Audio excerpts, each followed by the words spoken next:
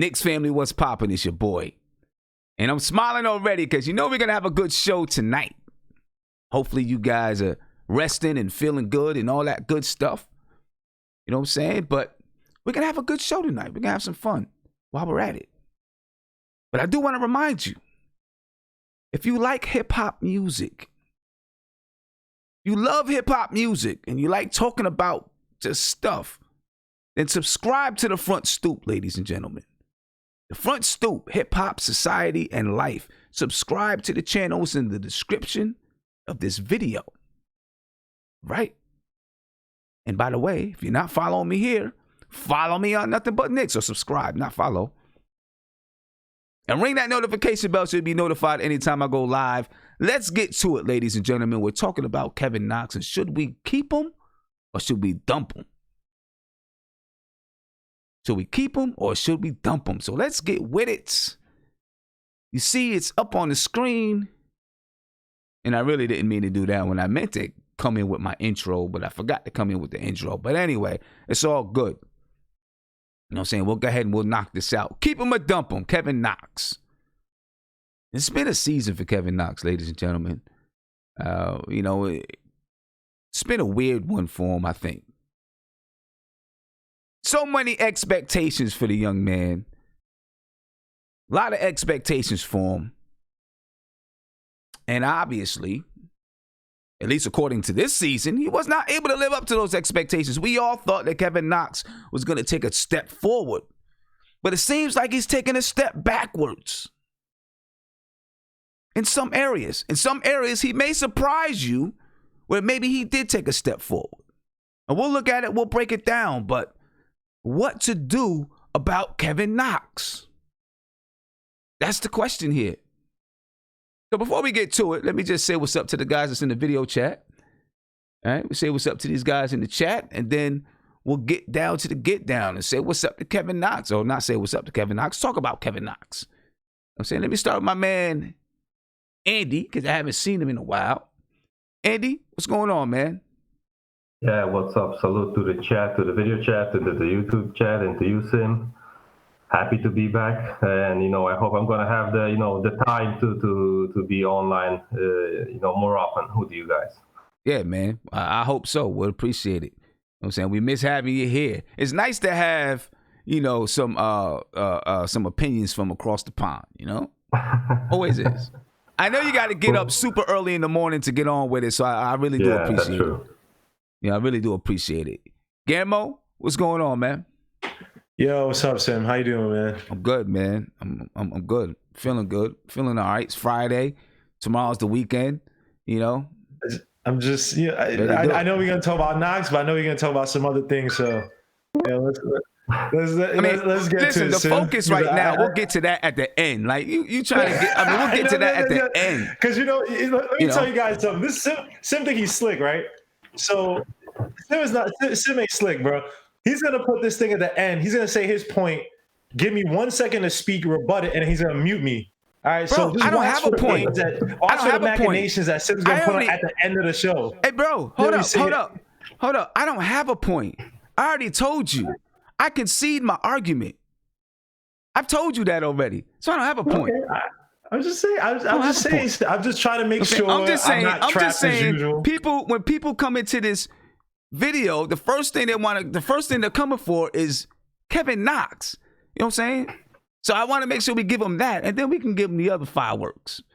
Okay. Let me get to my man, Kev. All right. Kev, what's going on, man? This guy coming here looking like Bert and Ernie trying to start some trouble. You called it big time, man, earlier today when we were texting. Right. Kev texted me early. He was like, I know we're talking about Kevin Knox tonight. I'm not going to bring it up. I said, don't worry. Guillermo and Isaiah will bring it up for you. You don't have to worry about it. You know what I'm saying? You don't even have to worry about it. I'm saying we already got a full chat tonight. It's a full chat already. You know what I'm saying? That's what's up, though. Aunt G. Yeah, go ahead, Kevin. Go ahead. No, I was going to say,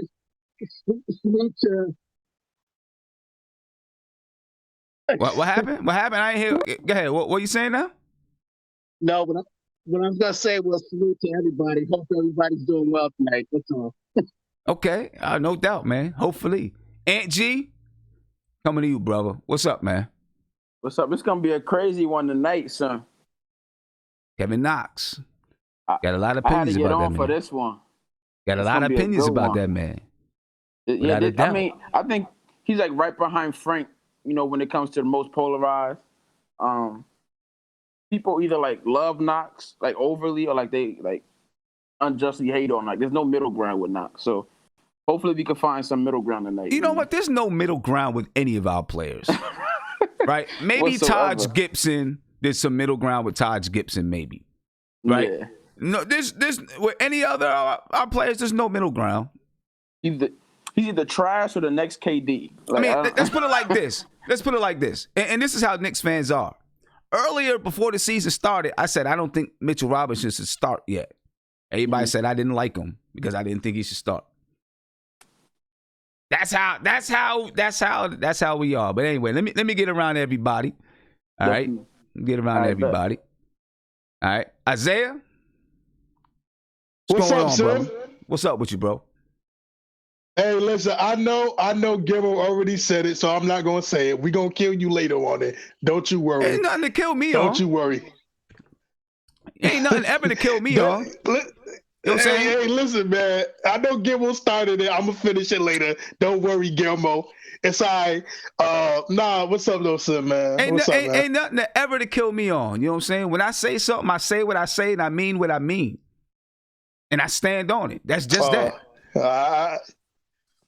That's just that. So you ain't gonna kill me. Hey, You listen, can't kill me on listen. nothing, Joe Exotic had a word too. We all know what happened with Joe Exotic, but all I'm saying is, listen. Let me tell you something. Let me tell you something.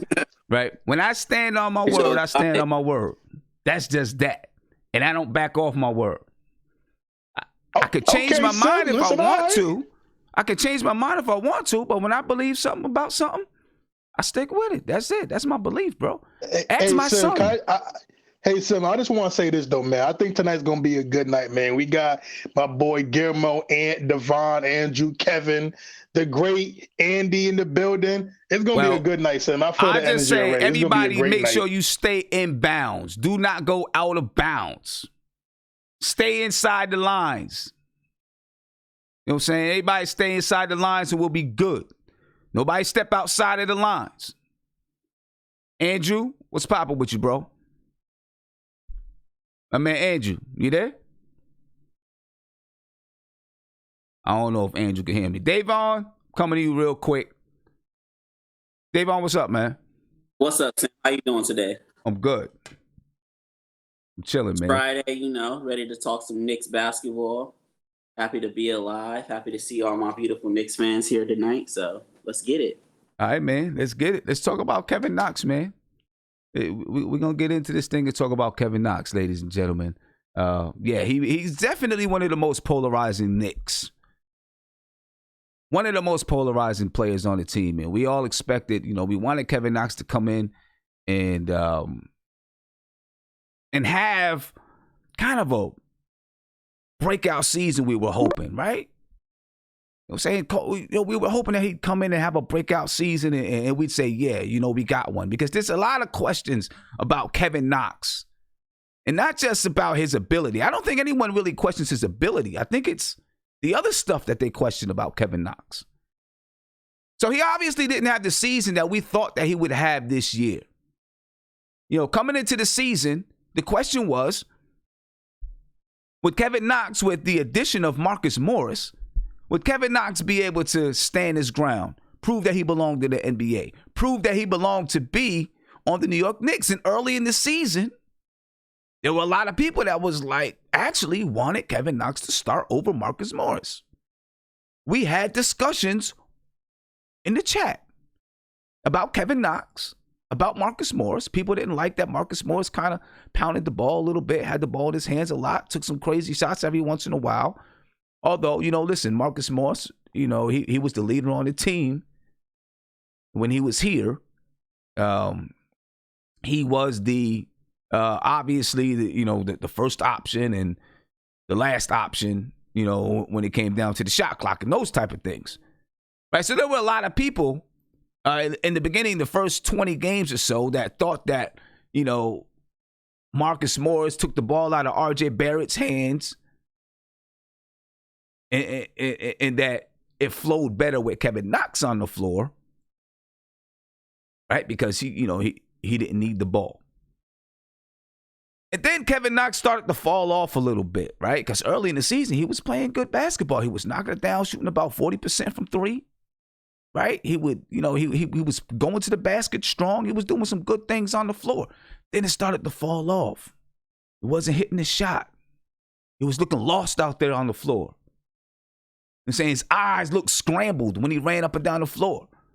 His arms wobbled. Him and Mitch Robinson, arms wobbling around all over the place.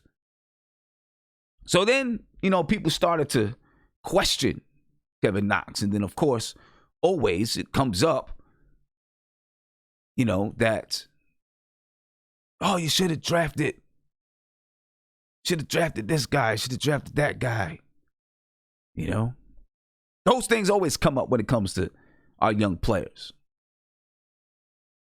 But anyway, let's get into it, man. Let's get into it. Let's talk about Kevin Knox.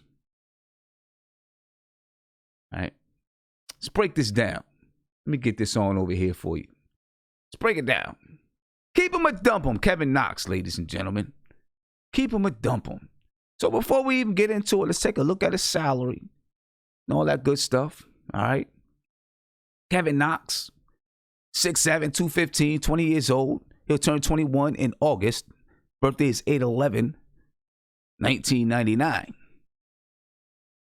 This season, he makes 4.3, basically $4.4 million. All right, next year, 2020, 2021, he makes 4.5 million, basically 4.6 million.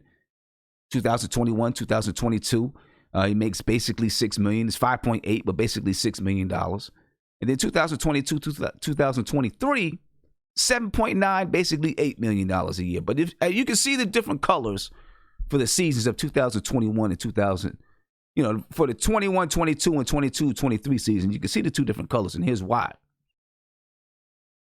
Right? In 2021, 2022, the Knicks have a team option.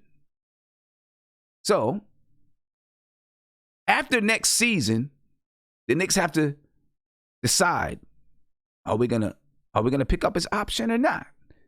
I'm assuming that they'll pick up his option. As long as he's here and they don't trade him, I'm assuming that they will pick up his option. Smart thing to do. All right, still a young guy. The salary's not crazy.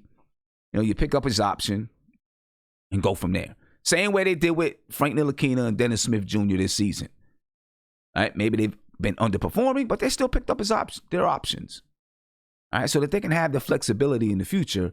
If they do have a breakout season, they got him at a good price, or, they can throw him into a trade. They can do those type of things. So the Knicks have to decide whether or not they're going to pick up his option for the 21-22 season. Now, let's assume that they pick up the option. If they do pick up the option, then they've got to make a qualifying offer in the summer of 2022. All right, now, if the Knicks, let's say that they decide to give the qualifying offer. They do. Then, of course, Kevin Knox, he's got to decide whether or not to accept or reject the qualifying offer. If he accepts the offer, Knox will play under contract for the year of 22-23, and he'll be an unrestricted free agent in 2023, the summer of 2023. If he rejects the qualifying offer, then Knox will be a restricted free agent in 2022. That's if he rejects the offer, which means his agent is going to go out, and see, all right, what's he worth, right? And do people want to give him money? So if he rejects it, then he'll be a restricted free agent in 2022. He can go out and test the waters, and the Knicks will have the right to match. Now, if the Knicks decide we're not going to give him a qualifying offer, then he'll be an unrestricted free agent in the summer of 2022. So this is what his contract looks like. Let's take a look at some of the numbers for 2019, 2020. All right, 2019, 2020, this year, man, he took a step back from the previous season as far as points per game and all that kind of stuff, but he also took a step back in minutes. All right, last season, 2018, 2019, he averaged like 30 minutes a game. This year, it's about 17, 18 minutes a game, somewhere around there. Maybe he's 19, something like that. He averaged 6.4 points per game, 2.8 rebounds per game, 0.9 assists per game, 0.7 turnovers per game. All right, he shot the ball 35.9% from the field. That's about 1 percentage point down from last season. He shot the three at 32.7% from the field. Again, that's like 1 percentage point down from last season. He shot free throws at 65.3%. All right, so those are his numbers this year. Now, you know, they're not far off. The percentages are not far off from last year. They all took a step back. They took a tick back, but they're not far off from last year. Okay? Not far off at all. But we expected him to take a step forward. So instead of him shooting 35.9% and taking 1% off of his field goal percentage, we expected him to shoot 42%. And build on that field goal percentage. Now, the season didn't finish, but up until this point, he didn't do it. He said he wanted to shoot 40% from three. That was his goal. Up until this point, he didn't do it. He probably wasn't going to accomplish that goal by the end of the season either. So this is where he is. Now, the biggest gripe, one of the biggest gripes about Kevin Knox is his defense.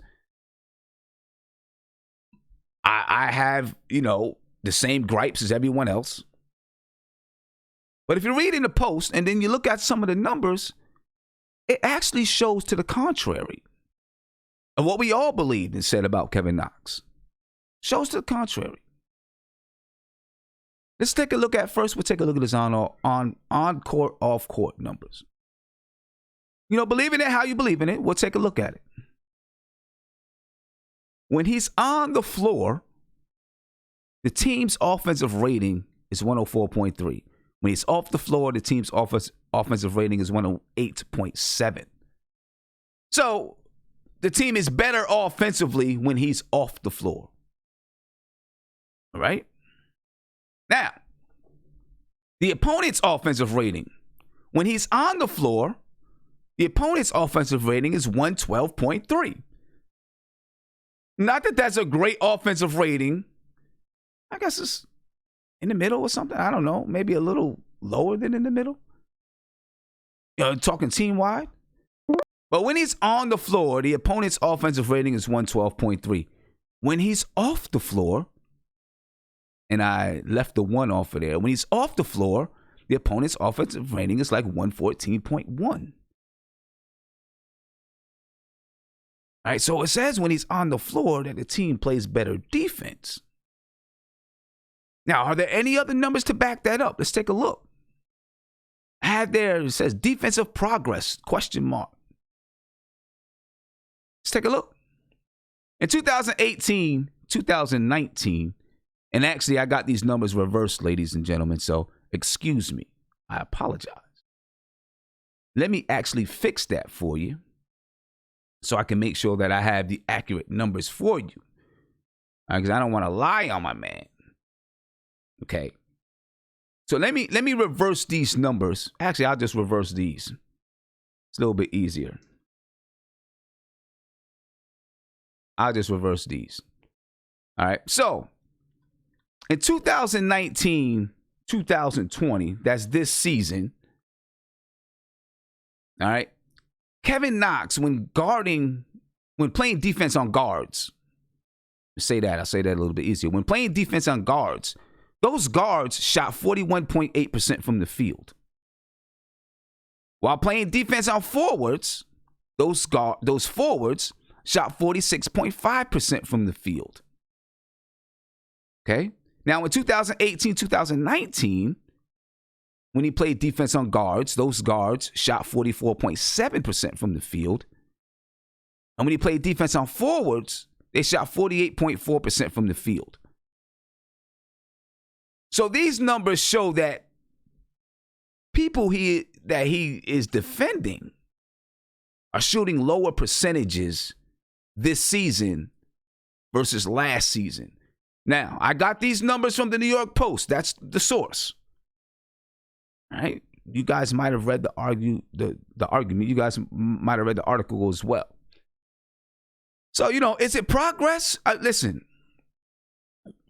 amidst all of the criticisms of Kevin Knox, he, his father, and whoever else, came out and said, listen, the goal for this year was to work on his defense and to see if he can improve his defense. It really wasn't the offense. All right. Does this prove that he's gotten better defensively? I don't know. We'll have to see more, because the eye test for me says something a little bit different. Maybe one-on-one, man-to-man, he's gotten better. It's the defensive rotations. Some of those type of things that get me, letting guys go baseline. That gets me.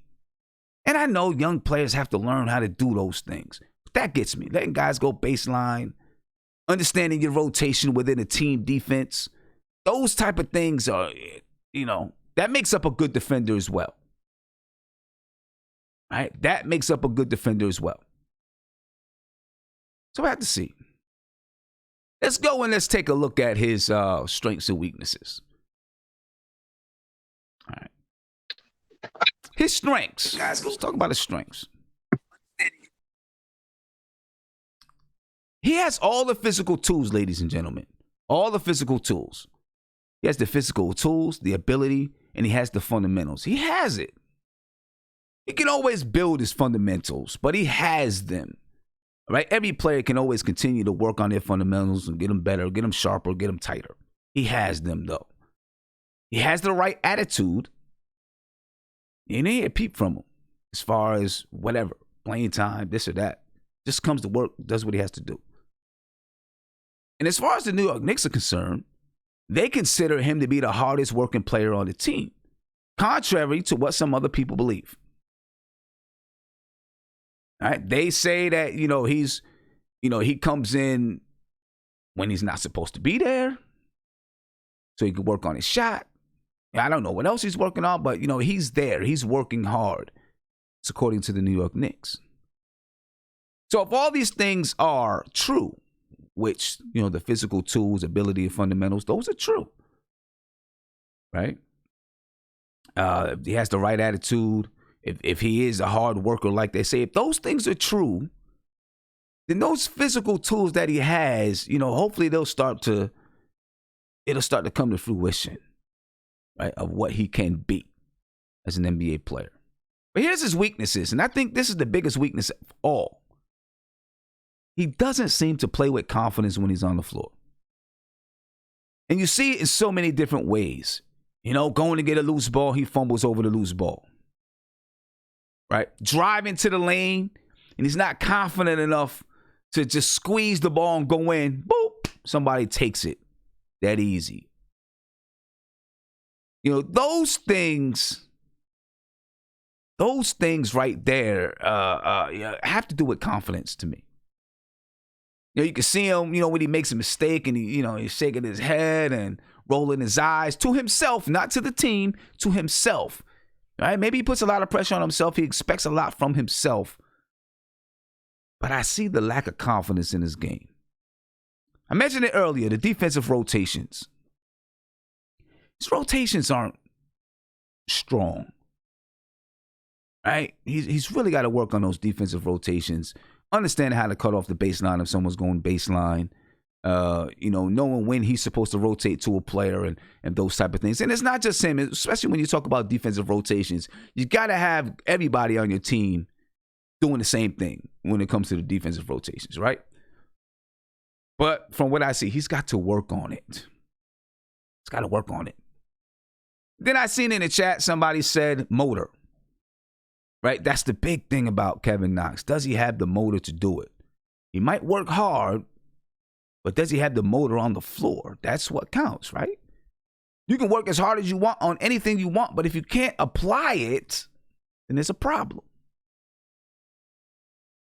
So assertiveness, heart, that's a question mark. Can he assert himself? Does he have the heart for this game? It's a big question mark. And then another thing that I notice about him is he seems to be heavy-footed, right? He's not light on his feet. I like to see him light on his feet where he can kind of tap dance through players every once in a while. You know what I'm saying? It's like 2 big plodding steps, boom, boom, to the basket. You know, he's not really light on his feet. I like to see him get a little lighter on his feet. But that's Kevin Knox, ladies and gentlemen. You know, and I'm sure there's some people that have maybe some strengths and definitely some weaknesses, you know, to talk about when it comes to him. You know what I'm saying? So let's get to it. Let's get to it. And by the way, ladies and gentlemen, do me a favor, subscribe to the channel. Ring that notification bell. You'll be notified anytime I go live, drop a video, or post in my community section. So make sure you do that for me right now, folks. All right? Make sure that you subscribe to the channel. Let me get these guys muted in here to make sure that I don't get a whole bunch of sound coming over top of me. And I'm going to start with you, Andy. I'm going to come to Andy, and I want to get your take on Kevin Knox. Give me just 1 second. Let me get you unmuted. All right? All right, go ahead, Andy. Kevin Knox, man, what are we doing? Yeah, Sim. Well, this was hard for me because I was thinking about this. I knew that this, and I bet you this episode is going to be way, more complicated and different opinions than Frank one. And we thought the Frank one was going to be crazy. This thing with Kevin Knox, if you ask me personally, if I was the coach, I would hate a player like Kevin Knox.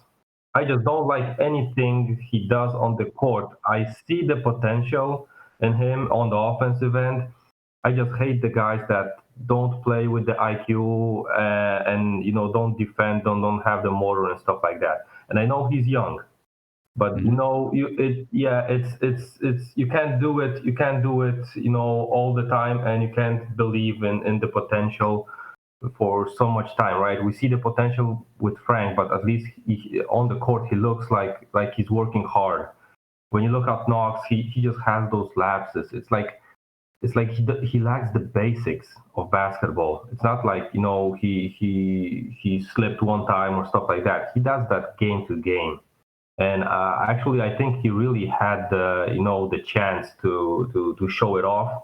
It's not like he lost something. His position is not the point guard, so he doesn't get showed off like that. But he had the chances.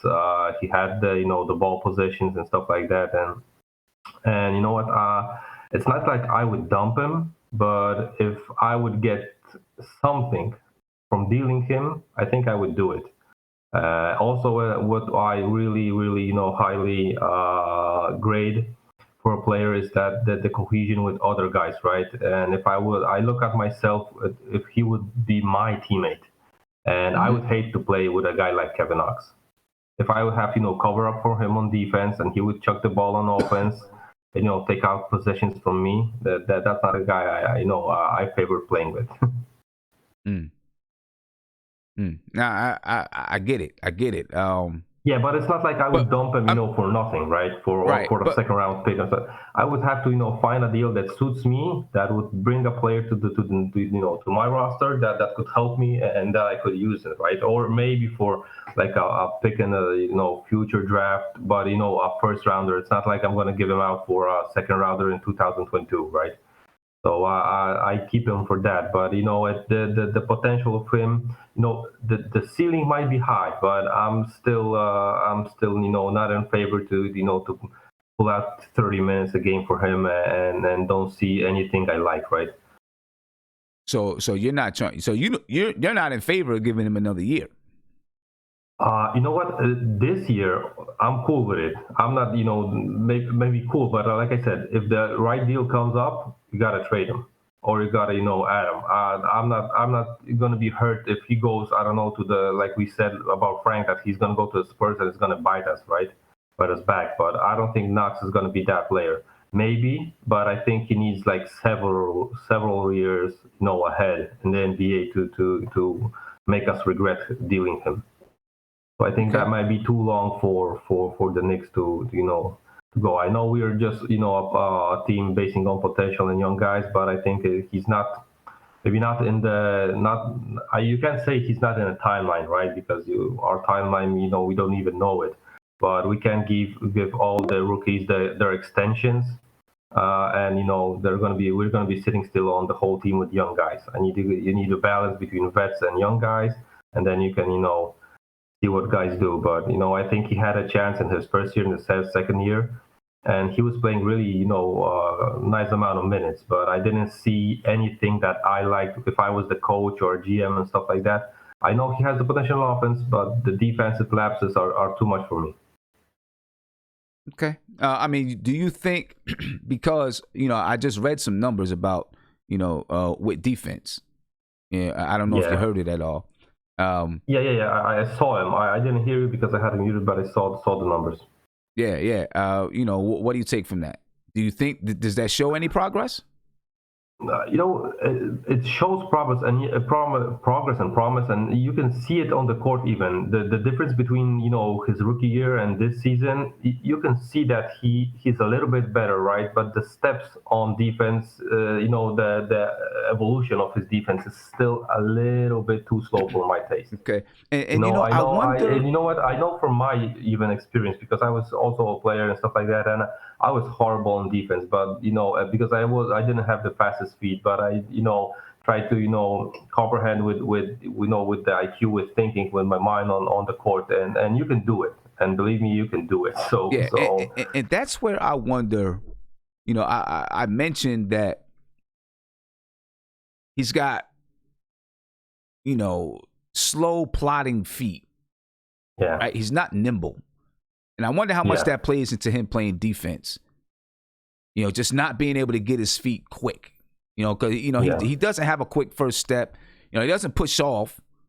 Play defense is push step. He doesn't push off quick.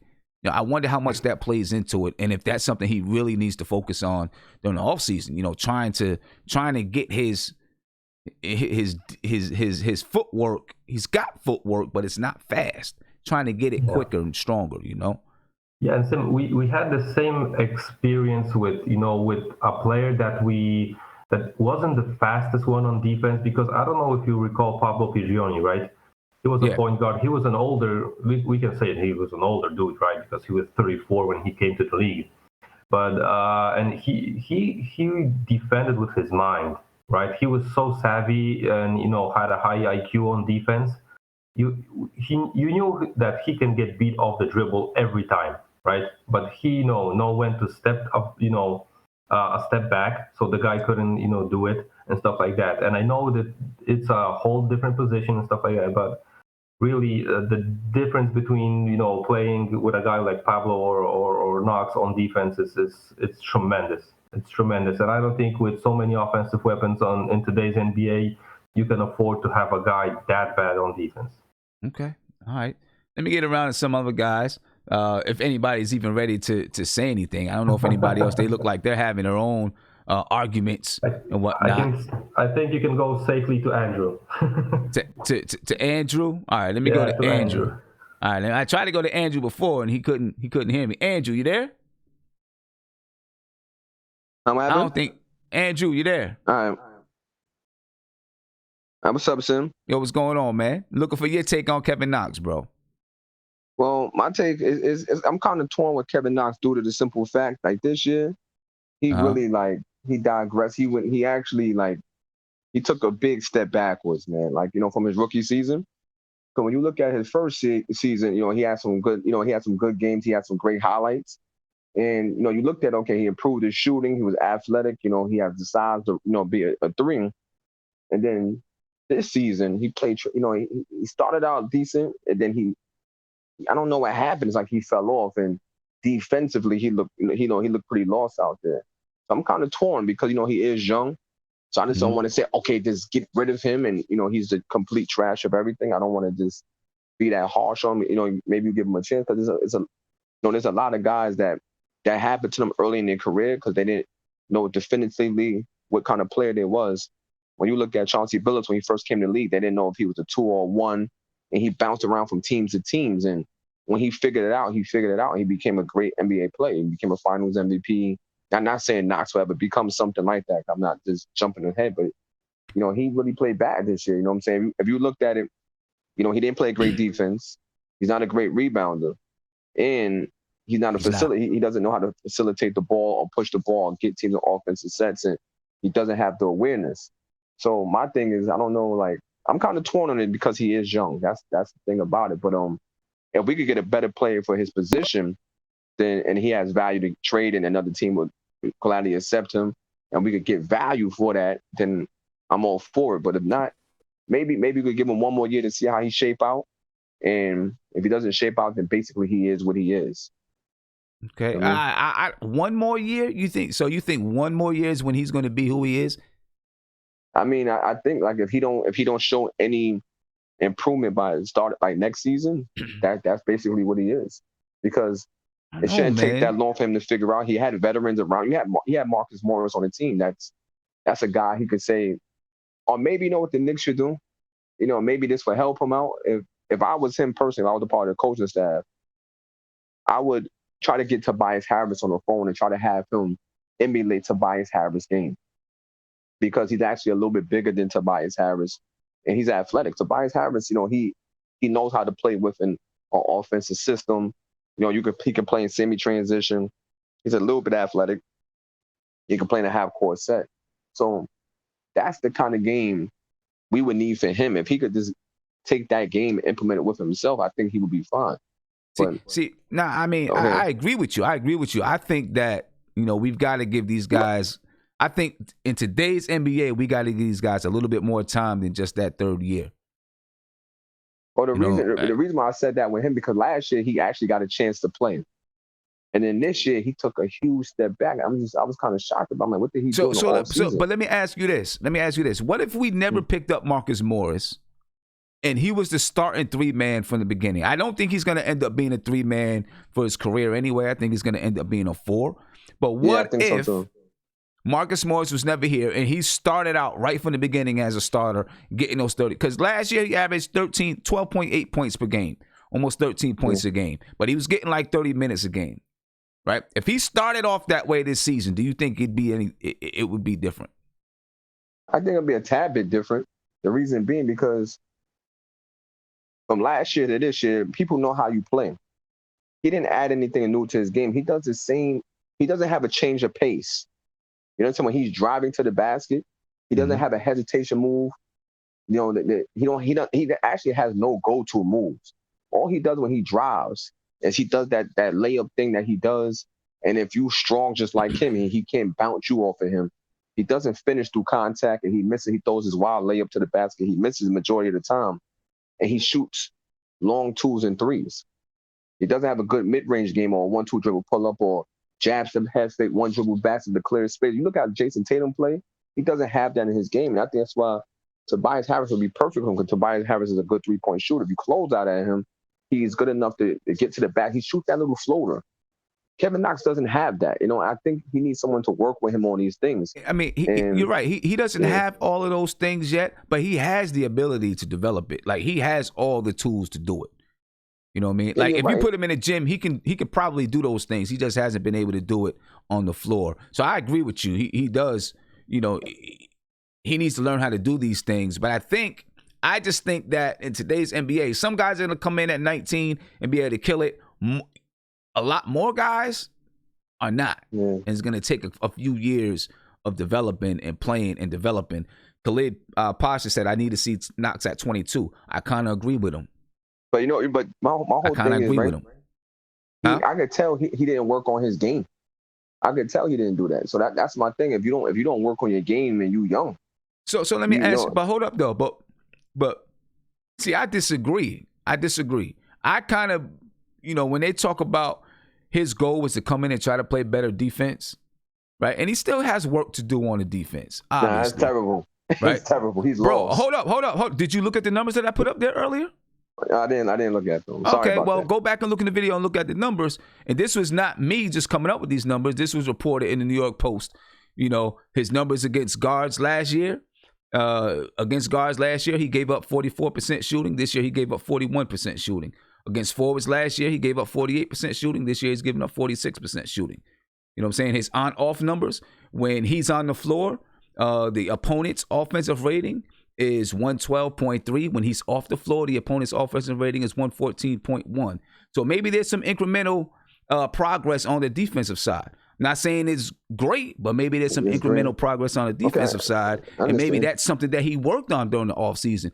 See, the one thing that I get about fans is you're not going to pick up everything in one offseason. You know what I'm saying? You're going to have to add to your game every year. Whatever you choose to work on during that offseason, you hope to see it during the season. You know what I mean? So, and listen, I see people in the chat say those numbers are deceiving. Any number that you throw out there, you can say is deceiving. You know what I'm saying? I mean, it don't matter what number you put out there, you can say it's deceiving. You can find a way to say, well, this ain't that, this ain't that. I didn't say it's the truth. All I said is these are numbers that support that maybe he got better. That's why I asked the question, did he get better defensively? Because these are numbers that support it. You know what I'm saying? He's a young guy. I think you got to get a guy some time to grow up. Not just physically on the court, but mentally as well, because he is a young kid. As a human being, he's still a young kid. You know what I'm saying? Basically. And when you mature, when people start to mature as an individual, that's when you start to see things happen in whatever their work life is. Yeah, we got to see, man. We got to see. Let me get around. Who else is ready to talk? I don't know who else is ready to talk. You know what I mean? I don't know who else is ready to talk. I'm pretty sure they're having a conversation in there. All right, let me get to Guillermo. Let me get to Guillermo, then I'm going to come to Isaiah. All right. Guillermo, just 1 second. Just 1 second. I want to give a big shout out to Siobhan Robinson. Thank you for the super chat. I'm going to read it out later because I want to stick with the topic until we get to that. Ghost Rider, thank you for the super chat. You said salute, Knox or not. I'm not sure what the dude's mental. I think that's a big question. Does he have it upstairs? Does he have the fire and the desire? Joshua Okron, big shout out to you. Says salute to the chat. Hope everyone is safe during this time. Keep Knox, super potential in the near future. See, I agree. Keep him because I think he is Israel. Ishmael Rivas says Knox is human garbage. See, that's the kind of stuff. That's the kind of takes that's just dumb. That's just stupid. That's just dumb. Sorry, Ishmael, but that's just stupidness. That's just stupid stuff right there. But anyway, Joshua, you said, salute to the chat. I hope everyone is safe during this time. Keep Knox. He has super potential in the near future. I think Knox has to grow. He has all the tools. He has to grow to know what he's going to be in the NBA, right? And from what we see, he could be a super bum. He could be a good rotational player, right? Grave. Hopefully I said your name right. He said Knox just needs to work on closing out his rotations and then ball handling to break down his defender and developing moves and counter moves when driving to the basket. It is way too soon to give up on him. I appreciate you for the $20 super chat. Big shout out to you, man. Thank you for that. And I definitely agree with you. I definitely agree with that. It is way too soon to give up on Kevin Knox. Not that there's going to be people that don't want to give up on him, because there's going to be plenty of people that want to give up on him. And that's something that we do as Knicks fans. We give up on them. We give up on our players very, I don't know why. We give up on our guys soon. And I got one more super chat I want to get to, and I got to get to it right now. So I got to, I'm going to take some time and get to it. While I'm doing that, let me go ahead and get to Guillermo, and then I'll get to that super chat. Guillermo, go ahead, man. The thing with Knox, man, talent is talent, right? So some guys get it late, some guys get it early. The thing with Knox that scares me is that I don't see the drive within, right? We were talking about in the chat, there are guys that have tangibles, there are guys that have intangibles, there are guys who have both, right? And intangibles are guys that, you usually put in role player positions where it's like, all right, you just need him to come in and hit 3 or 4 threes. He's your Dion Waiters. He's these role players who just come in, do one thing. They have to play on a really good coach, a really good system, because they don't have the intangibles to kind of be that number one guy, right? And then you have guys who have great intangibles, and not necessarily don't have that great of skill, but have really good intangibles. Those are guys that you can build around, and they can lead your man. And most guys in NBAs have talent. But, when I look at Knox, the thing that scares me is that every game that we said that he did well in this year, in the games last year, there were a lot of low pressure games. You know what I mean? this season we saw RJ take on the Rockets in front of a new president. I think it was prime time. I don't know if it was ESPN, but I think it was ESPN. I don't know. But it seemed like a prime time game. Felt like it. It felt like it, put like that. And, outside of, all the mainstream medias who don't want to give us any credit, people writing articles like, yo, did the Knicks basically find the formula to be in the Rockets with their small ball lineup? You know what I mean? And a lot came on the back of RJ Barrett, right? So to me, Knox, man, it's not that I want to get rid of him. I think that if we acquire certain guys, right, say we get lucky with a guy like Anthony Edwards where we could push RJ to the 3, or we get a guy like Jaden McDaniels. I know it's not going to happen. He's being projected to go like anywhere from like top 15 to 20. But say he got to us in the second round, or we were able to move up, or we moved up, or whatever. He came to us. You know what I mean? Jay McDaniels, who's not necessarily efficient from the 3. I think he shot like 33% from the 3. Field goal percentage was around 40.5%, 76.3% from the line. This guy's averaged 13 points, so he's a high boomer bust prospect. But this is a guy that I look at, and he's like he tries to play like KD, and I mean in a good way, right? His technique and stuff like that.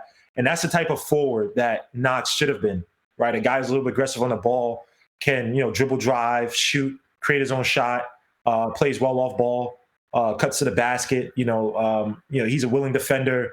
He could play good weak side defense, play on the boards. That's the guy that we were looking for in Knox, right? And if we get those guys coming into the team and Knox can't shape up, he's gonna have to ship out because I'm not saying that we got to see her develop, but again, how long can you wait for a guy to develop, right? And I know the big fear is that he goes to the Warriors, he goes to some team with a great system, and great for him. If he goes to a team that has a great system and he succeeds, God bless him. It just may not be the same thing with the Knicks. So I'll give him time. He has an extra year, but too many times I just see him fade away. And it's not necessarily points. It's you playing defense. How many times have you seen a guy beat him on a baseline, cut behind him? And it's like, dude, that guy should have been in front of you. The baseline is your friend.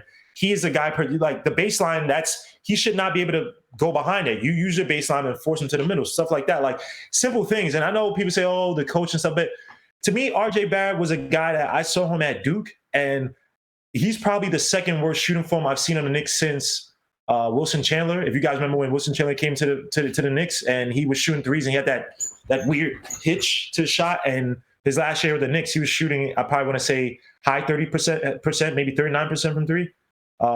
So to me, when I saw RJ Barrett, it was the last few games before he messed up his ankle. This guy was those like 3 games, he was shooting probably anywhere above probably around 40% from 3. There's a game, remember, what was the game where he shot like 5 for 7 or something like that from the 3? Like I was just like, hey, that's a guy that's a self-starter. You see him working hard. At the beginning of the season, guys like, yeah, I really don't have anything else to do but go to the gym. I'm at the gym 9 a.m.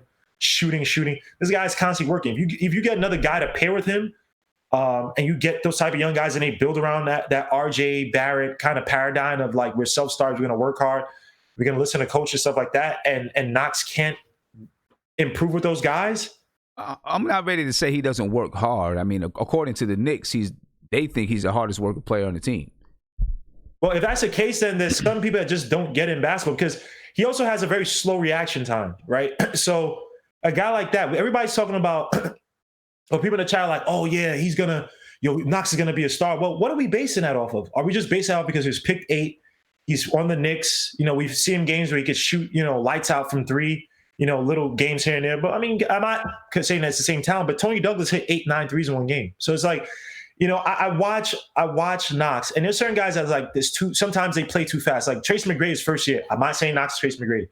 Tracy McGrady's first year with the Raptors, that shot wasn't falling. He was playing with Vince Carter, but he always had that defense. He always had that drive to get better. He always worked hard. Trevor Reason, when he was with the Knicks, couldn't shoot. He was with the Knicks.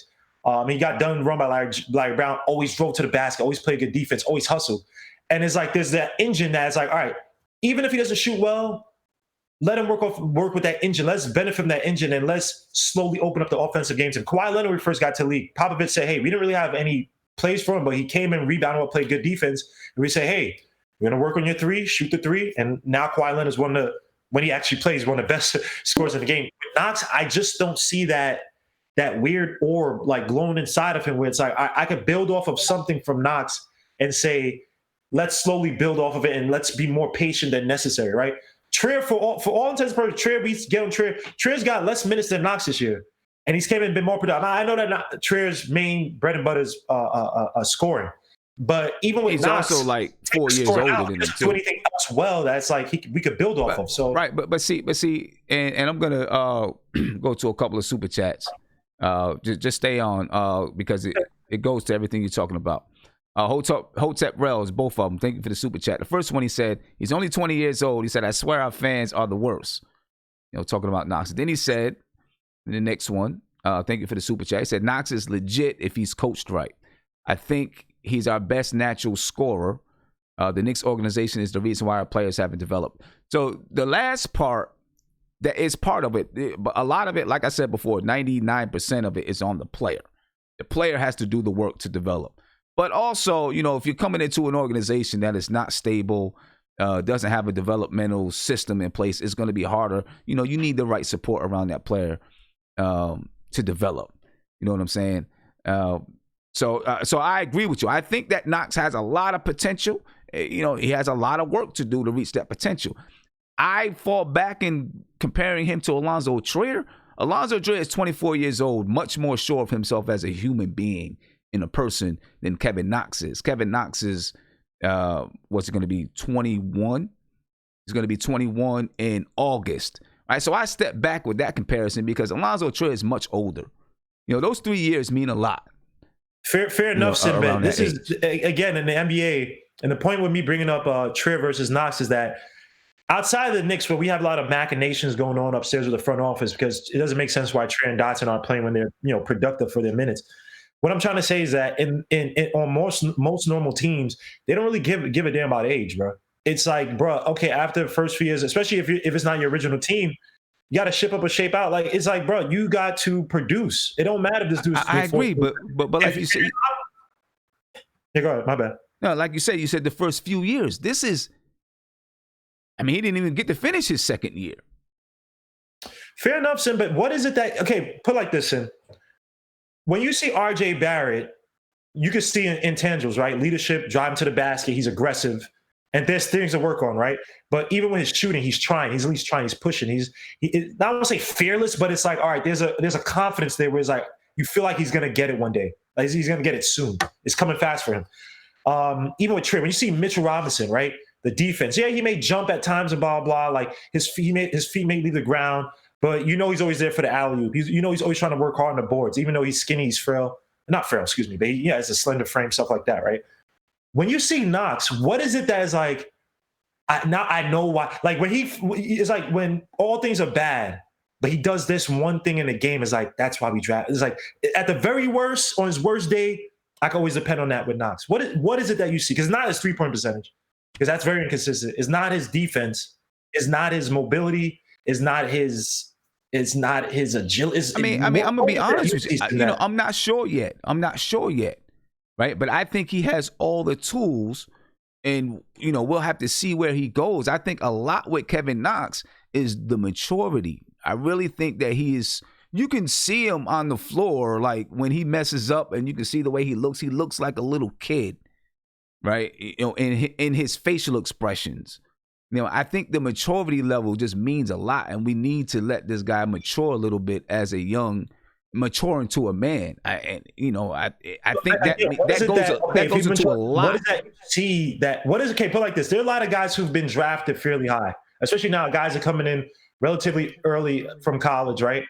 When you watch Knox, right? What I'm trying to get at is that the maturity thing is one thing, right? But I ask you this: even with Frank, who was drafted 10th or whatever, I always forget where Frank was drafted. I think it was 8th. Wherever Frank was drafted, at the very worst, you can say Frank is a good defensive player and he can facilitate. At the very worst, I'm just trying to ask, because the maturity thing is all right. If he gets his maturity, he's confident, then all around game will most likely be better.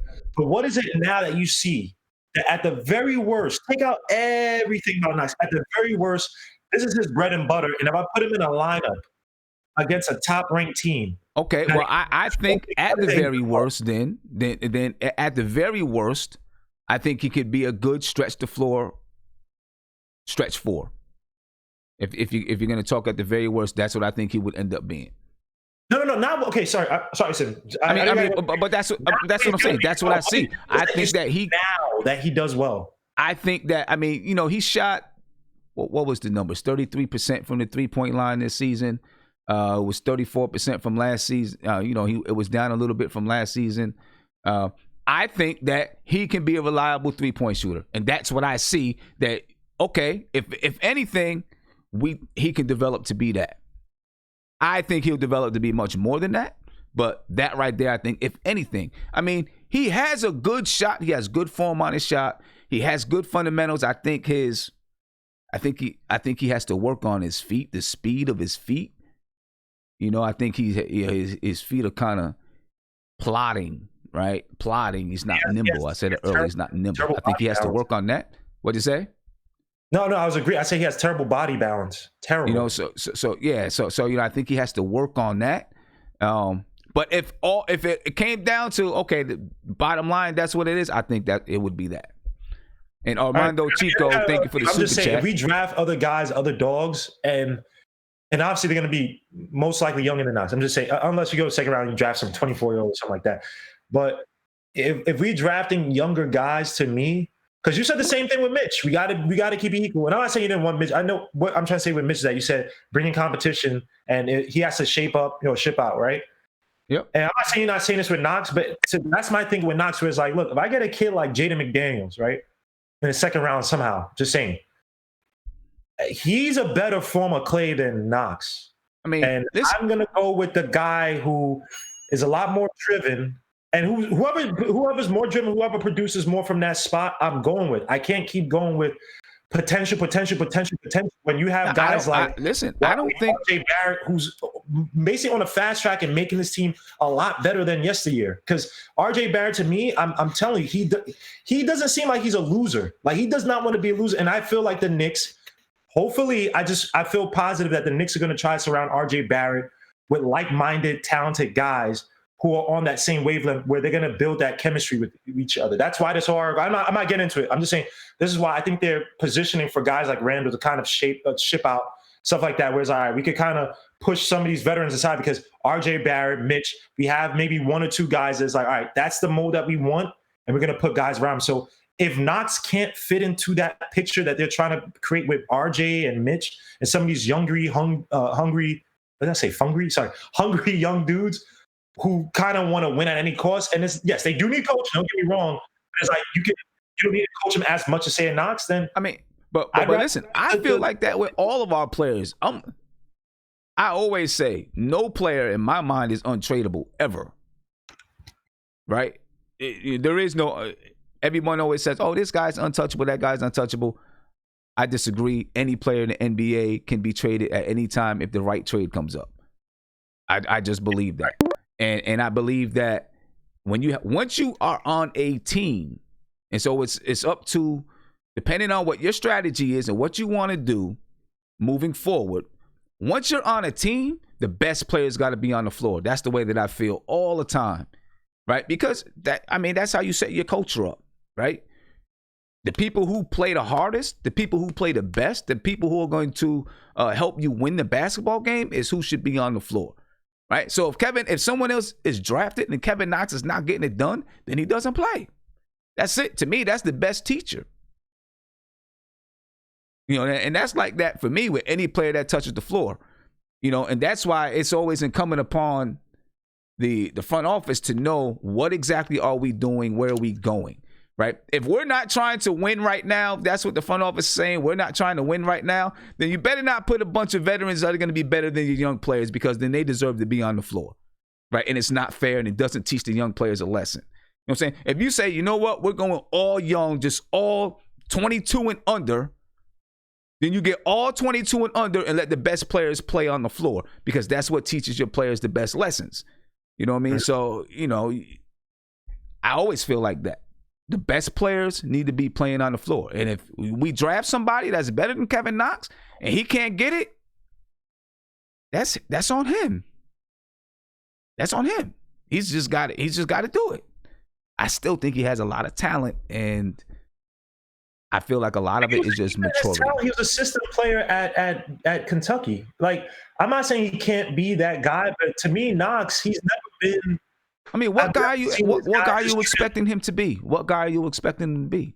No. It's not. Well, it's just that when I look at him, is that he's going to be, and I'm not saying this is necessarily a bad thing. This is actually more of an indictment on the Knicks. I just don't know if we're going to get that type of coach or whatever. But he's been a system guy, Knox, right? It's not like when I watch Knox, and this is a guy that you build a system around him, right? I feel like RJ's that type. Zion Williamson's that type. Ja Morant's that type, right? But when I watched Knox, he was a guy that came off a lot of screen. And I'm not admonishing it. I'm just saying that he is what he is. So when people say, oh, I see his star potential, it's like, okay, but where are you getting that from? Because in college, he was a formulaic player, came around a lot of screens and curls, shot the mid-range from that. This wasn't a guy who created a bunch of his own shots. And his own coach, I know his coach said that you have to give him time, but his own coach said that his motor is inconsistent. When you look at a guy who's a so-called guy you want to build around a quasi-star, it's like, they are a guy that's like, they are the star that now you have to put everything around him to make in and out of the team. Is even Melo. Say what you want about Melo. I'm not the biggest Melo fan, but Melo's talent was good enough to get the Nuggets to the playoffs every year. I mean, it's like you saw that in Melo. Melo was that type of self-star you could see. I get it, but like these guys also are a different caliber of player. I don't know if we're expecting that from Kevin Knox right now. Let me get to a couple of these super chats here. All right. Big shout out to Armando Chico. You said, I think Knox's problem is limited minutes and confidence. He has a great shot. He has flashes of defense. He needs confidence and minutes, and he'll show us. I mean, confidence is definitely confidence, but he's got to earn the minutes. You know what I'm saying? But definitely confidence. Mr. Double Up, you said, give Knox time. 2018 draft, we had a choice of Knox, Miles or Mikal Bridges. Knox is the youngest, 20. Miles 22, Mikal 23. Get this man time. He's still like the 28th or 28th youngest player in the league or something like that. Mr. Double Up, again, thank you for the super chat. He said, we chose Knox because he was the better shooter and his potential, knowing he was going to be a project and need some time. Yeah, I think we got to get it. I think we got to give him some time to grow up. But let me get to Isaiah. All right, Isaiah. Oh, Isaiah, what's up, man? Hey, what's up, Sam? What's good? Hold on, let me mute everybody. It's a crowd in here tonight. Yeah, I see. Talk to me about Knox. Sim. It's kind of crazy, man. It's like I want the kid to be great, man. But it's just something that is not there with him and is bothering me. It's like it's like it's kind of what Guillermo was saying. Like RJ wants to be better. I don't know if Kevin Knox wants to be better. Like, I don't think it. Like, I feel like what RJ, it bothers him that we're not winning. It bothers him that we're not being great right now. I don't know if Kevin Knox is bothered if we're not being great. Okay. I don't know if it bothers. That's the part that I think the kid can score. That doesn't matter to me. Most NBA players can score. It's just his intangibles is what bothers me, Sim. It's like again, I don't know if he cares enough that he loses. Is he happy when he wins, or is he pissed off that he loses? Obviously, the question is his. A lot of people question his motor. Even me, his motor's not there. His motor's not there. I mean, even me, I think, and I feel like the biggest thing with him is maturity. He has to mature as a young man. And you learn these things as you mature. Believe it or not, some people think that everybody, any player that reaches the NBA is going to come to them naturally, like they just got these things happening. Some people have to mature. Everyone's on a different plane developmentally. You know what I'm saying? Every person is an individual. So to say I don't know if he wants to win. I mean, have you spoken to him and heard anything from him that says, I don't know if this guy really wants to win? No, I mean, of course, none of us talk to these players. But that's what I'm saying. Like, when we say things like that, right? Okay, you can look on his floor. You can look on the floor and say maybe he doesn't have motor, because you can look at the body language and you can look at him. But to say he doesn't want to win or he doesn't want to get better, it's hard to say that if you're not around them. Yeah. I mean, yeah, you're right about that, Sim. You are. It's just, I don't know, man. It's just when I see him, man, it's just like, it's just the defense, man. His defense, his awareness, all that stuff, man, it just bothers me because it's like, how many times do I have to see this kid keep like losing his man and his man is doing a back cut and is open to the basket? How many times do I have to see that with this guy? How many times do I have to see? You're right. But he's also, how many games has he played in the NBA? I know, Sam. I know. Right. Listen, like, there's I know. A lot, there's a lot. Here's my thing. Everybody, so here's listen, my thing, you right? can't. But check it. RJ Barrett's a third pick. There's a reason he was a third pick. Right? Guillermo was talking about Melo. Melo was also a third pick. There was a reason he was a third pick. Right? Yep. I mean, there is a reason that these guys get picked at that level. Maybe they show that they're more ready to play in the NBA or whatever it is. You know what I'm saying? He was picked ninth, right? Ninth pick, right? He was picked ninth, and there's a reason he was picked ninth. Right? There was a reason he was picked ninth because he's got a lot of growing to do. Yeah, and I know. And listen, Sam, I want to be aware of this. I know some people are going to come defend that Kyler Perry said, 4 to 5, 3 to 4 years with Kevin Knox. I know, but man, I'm just saying, Sam. Let me say something about that. 3 to 4 or 5 years is going to come fast. It is. And how old is he going to be? Let me ask you this: how old is he going to be in 3 years? 3 years from the time he was drafted. From the time he was drafted. I think 23 or 24, 22 or 23. So from the time he was drafted, he'll be 22 in 3 years, right? Still 22. I mean, we got guys that came. When did Alonzo Trier get here? Last year? 2 years ago. 2 years ago. 2 years ago, right? He was 22 when he got here. Yep. And people still want to call him young. I mean, he is young. I'm not saying he's not young. He is young, but he's not young like Knox is young, or our incoming draft pick is probably going to be young. You know what I'm saying? Yeah. I mean, he was not fully developed, but he came out with being a grown man. And we don't even know. I mean, there's something about being a grown man that helps you. There's something, when you age, you experience some things. You get a girlfriend. You can go out and drink. You can do some things like that. You know what I'm saying? And you start to experience some real things about life. All of a sudden, you grow up. You know what I'm saying? And you understand how to apply yourself a little bit. I really think that's the biggest issue with Kevin Knox. Yeah. I could be wrong. We'll see. I get mad, Sam. I just, what it is, man. It's just for me. It's like it's impatience. Everybody's impatient. Everybody wants the next. I'm not impatient, Sam. But it's just sometimes when you get a feeling about a guy. Okay. Like right. It's just you get it. I'm not saying like he can't be better because of course, listen, at the end of the day, I think of course we all want Kevin Knox to be what we wanted to be, is to be a good player, a good serviceable player, at least, but it just, it's like, you try to grab on to certain things, like again, like what Guillermo was saying, like, okay, Tracy McGrady wasn't the best scorer. He didn't score 30 points, but he had effort on the defense. He had a little effort doing this, You have these players, okay, for example, Frank. At least we knew with Frank out the jump, he's going to give us defense. He's going to be a decent defender. He's going to be a good defender. So it's just like when you look at Kevin Knox, you're trying to grab onto something to make you feel confident about what his future is going to be. Now, I'm not saying that he's got to show you everything, but he got to show you something at the same time as well. And that's the part that's scaring me right now. I get it. That's the part that's scaring me. I understand it. But again, I think that in some ways, I think we're a little bit unfair because his minutes did get cut. Right? Where last year, and maybe deservedly so, but we're looking at the 12.8 points per game that he put up last year in 30, 31 minutes a game. Okay? He had his minutes cut in half. He put up half the points. He put up half the rebounds. He almost had the same number of assists, though.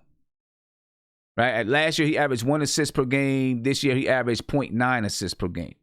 Okay, but in half the minutes. You know, if he would have gotten 30 minutes, if he would have played, if Marcus Morris was never here and he would have and he was the starter, we don't know if it would have changed.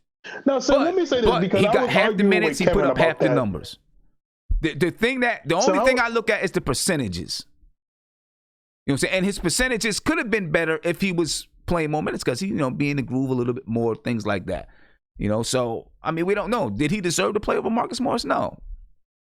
No. See, but Sam, here's my thing though, too, right? Let me say this, man, because this is why I was arguing about Kevin, and I had to mute Kevin because Kevin tried to compare Kevin Knox to Brandon Ingram, which that was a sin.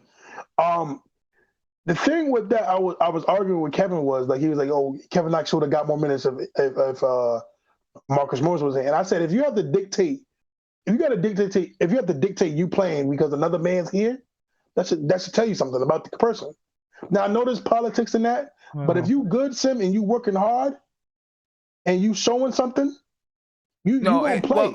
Well, it's not if you working hard, because you can work hard and not do well. Well, right. But if you're better than the player in front of you, bottom line, if you're better than the player in front of you, that's the way I put it. If you're better, if he was better than Marcus Morris, he would have played over Marcus Morris. That's the way I see it. Yeah. You know what I'm saying? It's not always that way, though. It's not always that way. Sometimes they're like, okay, we're going to get this guy. It wouldn't have happened. If Kevin Knox was better than Marcus Morris, it wouldn't have happened in this situation. The reason why I'm saying that is because Kevin Knox was already here. Marcus Morris was coming to the team. If Marcus Morris had been here for 5 years and then Kevin Knox came in and he might have been better, but it was like, well, we're going to give him his respect because he's been here. Once we move on, then you take over the spot. Kind of the way it was with Kobe Bryant and Eddie Jones, right? Kobe Bryant was better, so they were like, we got to move Eddie Jones. All right, so that we don't disrespect Eddie Jones. Kevin Knox is not better than Marcus Morris, so there it goes. But I think that we as Knicks fans just have to be a little more patient and not expect so much right away. He said, I'm not asking for a lot, man. I'm not one of the people that really. I'm not big into the scoring. I'm not big into the players scoring. I get it. I understand it. I understand it. But like you sang a totally different tune for Frank Ntilikina, who's in his third year, shooting worse than Kevin Knox. Well, maybe a little bit better, shooting 38%, shooting 32% from three. Kevin Knox is shooting 32% from three, right? Averaging 6 points per game. Yes, he can play defense. I get it. You know what I'm saying? But the production on the floor besides the defense is not that much difference. He's in his third year. But you just said a big point, though. You said a big point. I know. I get it. He can play defense, right? He can play defense. He's also in his third year. You know what I'm saying? Kevin Knox is in his second year, right? And Kevin Knox first year, he produced more than Kevin Knox produced more than Frank Ntilikina last year. Hey, listen, I'm going to say, and Frank Ntilikina is my favorite player on the team. I don't want to make it about Frank, but people don't ask Tony Allen to score. They don't. But what I'm saying is, right? It's not about Tony Allen. Okay. What it is, if you're gonna look at the production, right? For the most part, they gave the same production. As a matter of fact, Kevin Knox gave the same production in less minutes. I mean, I'm just saying, like, what's the I don't know what the expectation is of this kid. We got to give him some time to grow. Is OG Mark still in there? Yeah, there he is. I want to give him some time. Let me get you a phone call real quick. All right. Caller, you're on live with Nothing But Knicks. What's popping? Hey, what's up, Tim? I'm good, brother. How you feeling? I'm all right, man. So what's popping with you, man? Talk to me about Kevin Knox. Kevin Knox, I think we got to keep him. I think he's got potential. He's 6'9", and he's playing out of position. He's a 4. You can just tell in the way he moves he's a 4. He doesn't have any place. He can't guard threes. We've seen it for 2 years. Now, he did a little better because he has a little bit more, he's a little stronger and has some more control of his, and he's only going to get better at that. But His feet are too slow. He can't keep up. They know what to do. It's like Ennis Cantor and the pick and roll. You know what to do against Kevin Knox, and every team does it. That's why he can't get consistent minutes. But I thought him and RJ had a nice little drive and kick game going, where RJ goes in, Kevin Knox is on the wing, gives him the three. I think he also showed a couple of the ability to work with Mitchell Robinson on a few occasions. Oh yeah, no, but him and Mitch have been playing for the last 2 years, so they've got a comfortable game together. The only thing I've got negative, the only thing I can say, I wouldn't say dump him, but I don't know. I want to see Iggy. That's my only thing I want to see, because Iggy did it in the G League, and he never got a shot in the NBA so far. This season, I think he would have played in the last few games, and I have a feeling he might have played a little better than Kevin Knox, because he just seems to have that drive. You can't teach heart. That's the one thing you can't teach in the NBA. And those guys that are lackadaisical, I can't name a guy that you said was lackadaisical in his first 2 years, and he's like an all-star. I feel you. So, that's the one thing I don't like. I don't like how he, if he messes up, his head's down, this, that. You got to forget that stuff. Frank goes out there and gets burned up by the best players in the league, and then the next play, he's in there, he's right under his chin with his hand up, hand on the ball. Mm-hmm.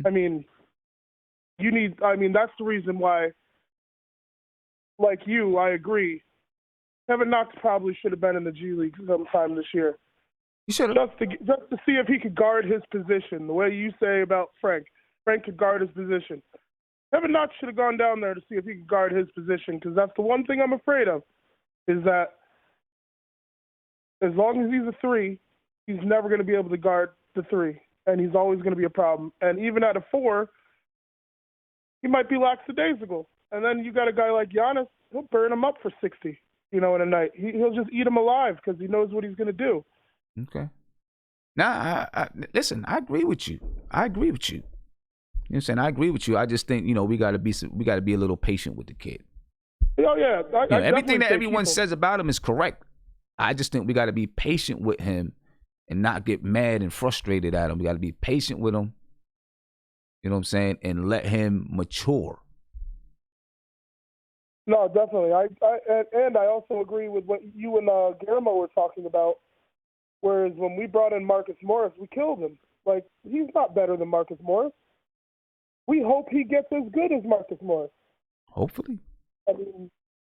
Hopefully, it'd be beautiful. He was never going to win that battle. And to put, you play him 30 minutes a game basically last year, and then this year you put Marcus Morris in front of him. He's never. It's just like, what are you doing? And I was hoping, we were all hoping that Marcus Morris was going to really help Kevin Knox. He helped Frank Ntilikina more than he helped Kevin Knox. Well, I think Frank Ntilikina's got more dog in him than Kevin Knox. Well, that's true. That's true. I was watching a movie last night, right? And I was watching a movie about this kid from, I don't know where he was from, but he wanted to be like a wine connoisseur or something like that. And his school sent him to France. Black kid sent him to France. And he was riding through the hood in France, and in the hood in Paris, they had a hood, and he was riding through it. It looked like he was in Brooklyn. You know what I'm saying? I was like, really? But all the stores, they had these French names on the stores. They was riding past, little bodegas and all that. Had French names on it, and it looked kind of funny seeing a French name, but a door, a store like that. And I was like, well, Frank must have been out there cooling. Maybe that's where Frank was from. I don't know. Maybe he grew up like that. Who knows? I don't know. But anyway, I just thought about that when you said he had a little dog in him. But anyway, hey, I appreciate it, man. Let me get to. I want to get to my man OG Mark in the chat because I haven't seen him in a while. I'm not gonna be able to get to everybody in the chat tonight. But let me get to my man OG Mark. OG Mark, what's going on, man? Hey, man, how you guys doing? I'm good, missing man. all It's you been guys, a minute. man. It's been a minute, man. How you feeling? Yeah. I'm feeling great. I'm feeling great, man. You know, strange times, but you know, we all will go on. Everything's going to be good, you know. But getting to your last comment, you guys were talking about Frank Ntilikina and France. It's kind of funny thinking about a French thug, isn't it? You know what I mean? It is. I know, you know what I mean? Like some French guy come up to you on the street like, you know, Je t'entends, give me your money, or some dumb shit like that. Man. But, you know, getting back to the topic at hand, though, Kevin Knox, you know, your guy mentioned it earlier who phones in the show all the time. He makes great comments. I forget his name. It escapes me.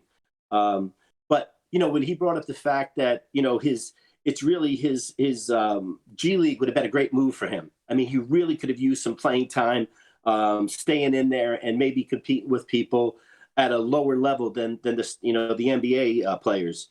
As far as like his talents and everything go, like how I feel about it. How do you feel about his toughness, Sim? He's got to build some of that toughness. Yeah, really. He's got to build I mean? some of that toughness. Coach, come on, let's get into that a little bit because what happened when Frank Ntilikina, who got challenged, all of a sudden now we're saying, hey, he's got more dog in him, right? Our guy just before saying he's got more dog in him than Knox does, and it's true. He just somebody. I don't know how we can work with players and just get him to be just a little bit more nasty. You know what I mean? He needs that, you know. And then the other thing that I would entertain talking about is his heart. Now, I don't mean to put the guy down, but somewhere in being tough, you have to have heart, right? You're going to get knocked down. You're going to get back up. If you stay down there and everyone's, you know, kind of pushing you around, you're never going to get your wings. You're never going to stand up and defend yourself. So I think he really needs to develop a little heart. What do you say? Nah, I agree with you, man, 100%. He's got to get some heart to him. Stay on the line. Stay live. I'm gonna get to this caller right here. Stay live. You're gonna be able to hear him. Caller, you on live with Nothing But Knicks. What's popping? What's going on, Sim? What's good with you, man? Nah, man, I got to call to defend my guy because I feel like Knicks fans, this is why they say that we're bad fans. We're toxic. They're jumping on the kid, and I don't feel like it's right.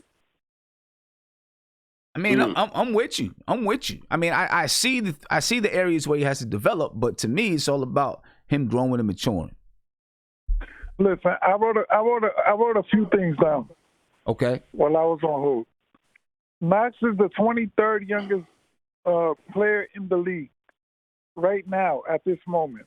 Right. There's gonna be players that coming into this draft that are older than him. Just because he doesn't show his emotions the way fans want him to, doesn't mean he doesn't care. The kid is working. The Knicks said that the kid is out there working. He puts in the extra hours with Wayne Ellington. From his interviews, he's aware. If you go back and listen to his interviews, he's well aware of what's his faults and what he needs to improve on. The problem is that I think the game is still too fast for him. Okay. So when the game slows down, you're gonna see improvement, and that's where the frustrations. And you see that he pouts on the floor because he wants to get things done, but the game is moving too fast at a pace for him. Everybody. May I say something here? Yeah. You know, I'm sure. Do you think by us saying or suggesting that he should have gone into the G League and spent a lot of quality time playing every single day, you don't think that that's being too hard on him, right? No, that could have. Okay, cool. And you don't think that us basically saying that, you know, his toughness, he needs to work on that, and his heart, and also, you know, I put down his concentration, but I didn't get to that yet. The things that I did like about him is attacking the basket and whatnot. But what we're doing here, the theme of the show is keep him or dump him, right? So we're just doing a little evaluating as sports fans, and we don't mean to pick on him. I mean, I love the guy. I think he's I think he's fantastic. I was excited when we selected him. I just wanted to see him do some of these things more. I wanted to see him be tougher. I wanted to see him show some heart. I wanted to see him have better concentration. And like you said, I'm sorry, it's just too fast for him. It's just too fast. He needs to be in the G League. Sure. In my opinion, when you say you want to see more aggression, I think you're confusing aggression with I didn't say aggression. I said toughness. Toughness. Sim and I both said toughness. He drives to the basket. I love that. I love that. And I said he attacks the basket. That was one of the plus things. And the fact that he's young. That's another plus thing. And he's not a French thug. I thought that was a good one. I mean, I'm looking for him as far as like that toughness. And MH, I'm going to do the front stoop tomorrow night because, couldn't get to it tonight. But as far as like that toughness, I'm looking at like just that scrappiness that, yes, just that scrappiness. I'm going to stand my ground. I'm not going to let you take my ground. You know what I'm saying? That type of thing. And some of that I think just comes with growing up. Yeah. I think it's confidence. I think it's a confidence too. Yeah. Yeah. And that confidence, comes from that he hasn't been able to put what's in his mind out physically. Like it hasn't all connected for him yet, and that's what I'm getting at. Yep. It hasn't connected. His basketball IQ, the things that he wants to get done on the floor, he hasn't been able to get that done, and that's been messing with his confidence, which messes with his aggression and everything else on the floor. And I think that has to do with maturity. It all ties together for me. I definitely agree. When you're frustrated, it's hard to go out there and do those type of things because your mind is not.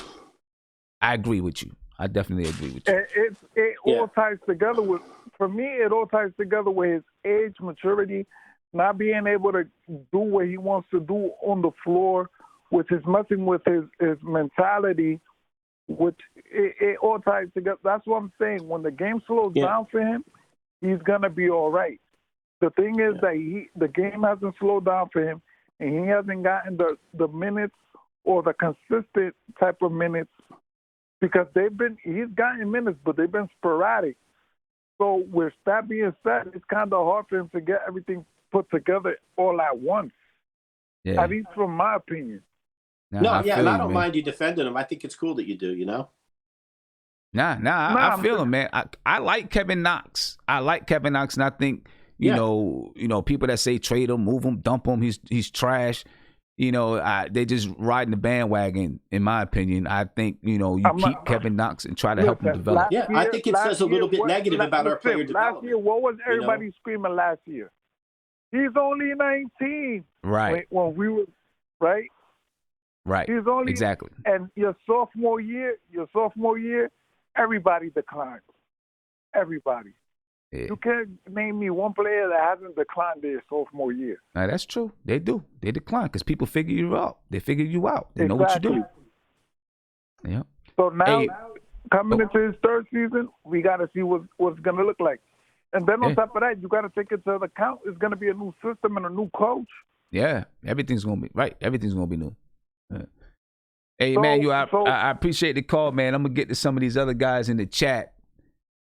I'm trying to get around as much as I can and got a whole bunch of them in here tonight. Yeah. All right, appreciate it, man. Kevin, coming to Kevin. See if Kevin is ready to go. Kevin, what's going on, man? I'm here, Sim. How you doing? I'm good, bro. I'm good. Hey, just give me 1 second here. One second. I'm just gonna meet some of these people. Tell Isaiah and Guillermo I'm about to have them both up live next. Okay, no problem. Yeah, what I was saying about I was pretty much arguing with a lot of everybody, and what I was saying about Kevin Knox is, I personally I don't want to give up on a second-year player. The reason why I say that, well, people will say, well, he's going into his third year. All right, so I'm not going to give up on him. All right, he had a down year, but we saw a lot of flashes of what he can be. Now, I'm not going to be a hypocrite. If he doesn't produce like in the first half of the season, then yeah, maybe, the Knicks aren't for him. But because he went from his first year of averaging 12.8 points a game to a second year averaging 6.4. I think a lot of that has to do with his confidence, because when he was in the summer league, he was doing well. And in his mind, he probably thought that he was going to be the starting small forward. And then all of a sudden we get all these, let me read off these names to you from his first year. You had Noah Vonleh, Mario Hezonja, and Lance Thomas. So out of all those three, you could say that, with him being wherever he was drafted in the top 10, that he was going to be showcased at the start as the starting forward for them. This year, we had Randall, Portis, and Morris to round it off.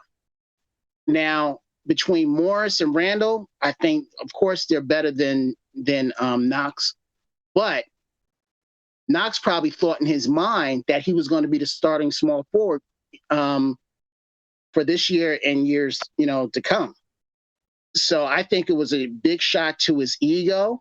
I think it was a big shot to his confidence that he was going to be coming off the bench, because he's probably at the mentality of saying, well, I was a top 10. Why should I be coming off the bench? Well, Randall and Morris are better than you, unfortunately. But I blame also the organization, because they said they were going to go with the young and they didn't. So that's why I say, it was a big shot to his confidence. So he went from going from 12.8 a game to 6, because he was in and out of the rotation, though he got more minutes than Alonzo Trier, but his numbers just, shrunk completely, and I blame that on confidence. And I'm with you when you said earlier this year that you can lose confidence in your shot, but you can also lose confidence in your game, and I think that's what happened to him. Right, I agree. I think that's what happened to him as well. I think he lost some confidence in his game. All right, so we're gonna take an intermission from Kevin Knox, right? And I'm gonna bring up Isaiah and Guillermo. All right, Isaiah, you there? Yes, sir. Are you kidding me? I'm ready for this. Guillermo, you there? Yes, I am. Can you hear me? All right. Hold on, everybody. I need everybody to pay attention to this massacre that's about to happen. Massacre? You guys, go ahead and say what you got to say. So what's the question, Sam? What did you want to do? I don't have no questions. Say what you want to say. Say what you want to say. You want to go first or want me to go first, Guillermo? You go first. I've already texted Sim so many times, man. Like, Sim, one thing I say, all right, I'll say this one thing, Sim. This one thing I don't like is that you try to make it seem like when we were complaining about RJ Barrett and Randall, that we were talking about, oh, they don't like each other, just solely that. But we were all alluding to team chemistry. And then when you texted me, you're like, yeah, I said they didn't have chemistry either. Which, hold on. I just know that was. I never said that to you on the text. But if you looked at the video that I sent you, which you didn't, because I can see the views, you did not look at the views. I sent you a video. There you go, Guillermo. I'll support. Listen, if you looked at the video, I said to Isaiah in the video, if you want to say that they don't mesh, I get it.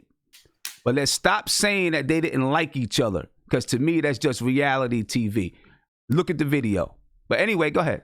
I don't got nothing else to say. Go ahead. I was just saying that you could see the argument. I just want to hear you repeat that. It's like Game of Thrones. You just gotta bend the knee. It's fine, man. Just bend the knee. You lost the argument. It's cool, man. So you might do. Just concede that. We were right on this, man. No. I concede the argument. I'm not changing my mind. Go ahead, Isaiah. I'm just saying, Sim, I feel like because and I get it. You don't want people just bashing Knicks, whatever. But I think that, you got to give us credit that we called it out. Me, Mark, Isaiah, other people in the chat, we called it out that there was something wrong with Randall and RJ. But hold on. The article said that they didn't have that. You got to watch their chemistry for next year. What Isaiah kept on saying to me is that they don't like each other, right? And I said, listen, if they have chemistry issues, that's one thing. Not liking each other is something totally different. And big shout out to Siobhan Robinson for the super chat. I want to make sure that I don't forget this. All right, because Siobhan said, told you, Sim, RJ and the players don't like Randall. See, that's not what the article said. That's what I don't like, right? The article didn't say that they don't like him. They said they don't like something that he does on the court. That is totally different than not liking a person.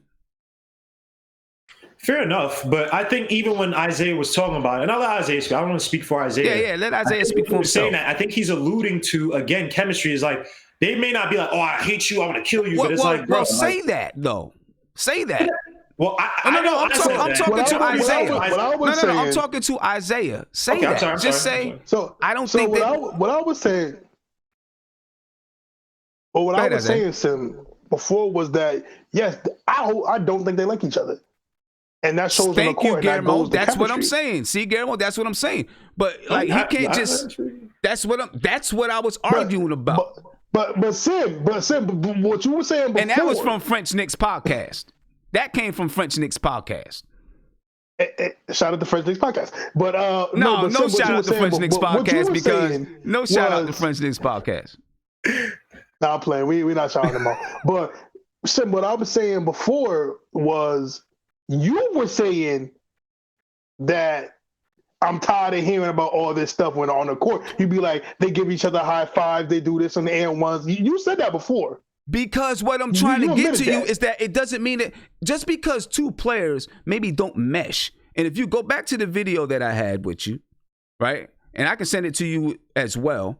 I said, if you want to say that they don't mesh, meaning they don't play well together, I get it. I can respect that, right? But that does not mean that just because two players don't mesh on the court, does not mean that they don't like each other in person. I just don't want to be like, people listen to this, and I don't want to be putting those type of things out there if it's unfounded. You get what I'm saying? I don't want to put that out there. I hear what you're saying. I don't want to put that out there if it's unfounded. Oh yeah, they don't like each other. They hate each other. They want to fight, whatever. I don't want to put that stuff out there if it's unfounded. Saying that they don't have chemistry together, cool. I respect it. That's a basketball thing. But going into their relationship, I'm just not cool with that. But you know what it is too? And I think the article, I think what me and Guillermo were saying, that we've been saying this for like the last couple of months with these two. And then it's like crazy how like people are finally picking up with the article, because if you read the article, which I think most Knicks fans did because nothing else to do, is that you see the tendencies of Randall being a really crappy teammate. He's like the article, the thing that stuck out to me in the article was that he was the last one in, first one out, stuff like that you hear. And then you got these players, talking about, I'm sorry, I gotta mute Mark real quick. I don't know how Mark, how does Mark just have, how does Mark just have an open door? Like, I gotta prove it. Just open door and come in and out. What's going on? Like, what's up? I didn't know. Oh, cool. I didn't know. But yeah, Sam, but this article was just really, really alarming, because it's like, man, some of this stuff was just shocking, because it's like, this guy that we paid, what's up, fellas? Dang. Go ahead. Dang, man, hold on. Oh, what's going on right now? This a house party? What I was saying was that, yeah, man, the stuff that we're paying this guy $20 million and he's not showing up, man. This guy is just unbelievable. So, and it's like, and it's also, let me say this, it's kind of a double-edged sword that this article came out, because now players know. Everybody knows. Well, That's the part they've put out, there's been 13 of these articles. So it's not like there hasn't been stuff coming out about everybody else too. There's been 13 of these articles. So and so it's not so quick about Randall, and this is one of your points before that I disagree with wholeheartedly. Again, you don't need you don't need to be in the league, or you don't need a coach, you don't need a point guard to tell you to pass out the double teams. If guys like RJ, if other guys in the Knicks are basically pointing out that Randall is a a bottleneck in the Knicks offense, then that means that a guy who just got drafted, I think RJ's what, 18, 19? If he could see that, then that means that 19, whatever. If he could see that, then that means that there's a big issue with Randall's style of play. And I don't think it's just lack of knowledge or, he's been in the league for 6 years, bro. We can sit here and talk about Bob Knox, and we've conceded, hey, Knox only been in the league for 1.5 or whatever you want to call this, 1.5 years or whatever. But a guy's been in the league for 6 years, and you're still making the same so-called mistake. I don't think it's a mistake. I think he's doing it because that's how he wants to play. You're calling up guys on offense who are open. You're not passing out the double teams. And simple pass out double teams. I'm not talking about tough sets. I'm talking about simple pass out double teams. If guys like RJ Barrett are pointed out, that's an issue. That is a big issue. We're not sitting here. We're not sitting here just, we're hating on Randall. Hold up. He didn't point it out. That's what the article said. The article said that he decided not to say anything. That he was quiet. But okay. So I'm not saying. I'm saying that the fact that the article was made that there were rumors that this guy is having an issue with it. If RJ Barrett was saying, it said that there are players that did not like the fact that he over dribbled and did not pass out of double teams fast enough. And RJ Barrett was one of those players. RJ Barrett chose not to say anything. Right. Okay. So I'm saying that if that's the case, that RJ Barrett's one of the guys, and RJ Barrett was one of the guys where I'm literally watching games, as Isaiah can attest to, because he went to one of the games where he's being called off. And again, you go with it, what you want from what French Knicks podcast said. If RJ and these guys are pointed out, then there's something wrong with Randall. That's not you needing a coach to point that out. That's not you need a point guard to point that out. And that's why I like RJ Barrett so much, because it's like, he gets it. Some guys get it. And the thing about it is, I don't even think is that Randall is dumb. I think that Randall, because I saw Randall play a lot better or a lot quick in terms of passing out, whatever, when he played with the Pelicans. Now, we can talk about how exactly. That's the part that pisses me off. But when you're talking about when a simple double team comes to you, yes, even if the guy over there, if I'm looking at Drew Holiday and I'm looking at Frank, obviously Drew Holiday's a better point guard. But a good shot is usually an open shot. If the guy is open and the double team is coming, I'm at a disadvantage. There's not much I can do anyway. I pass him. He has to do other stuff on the court.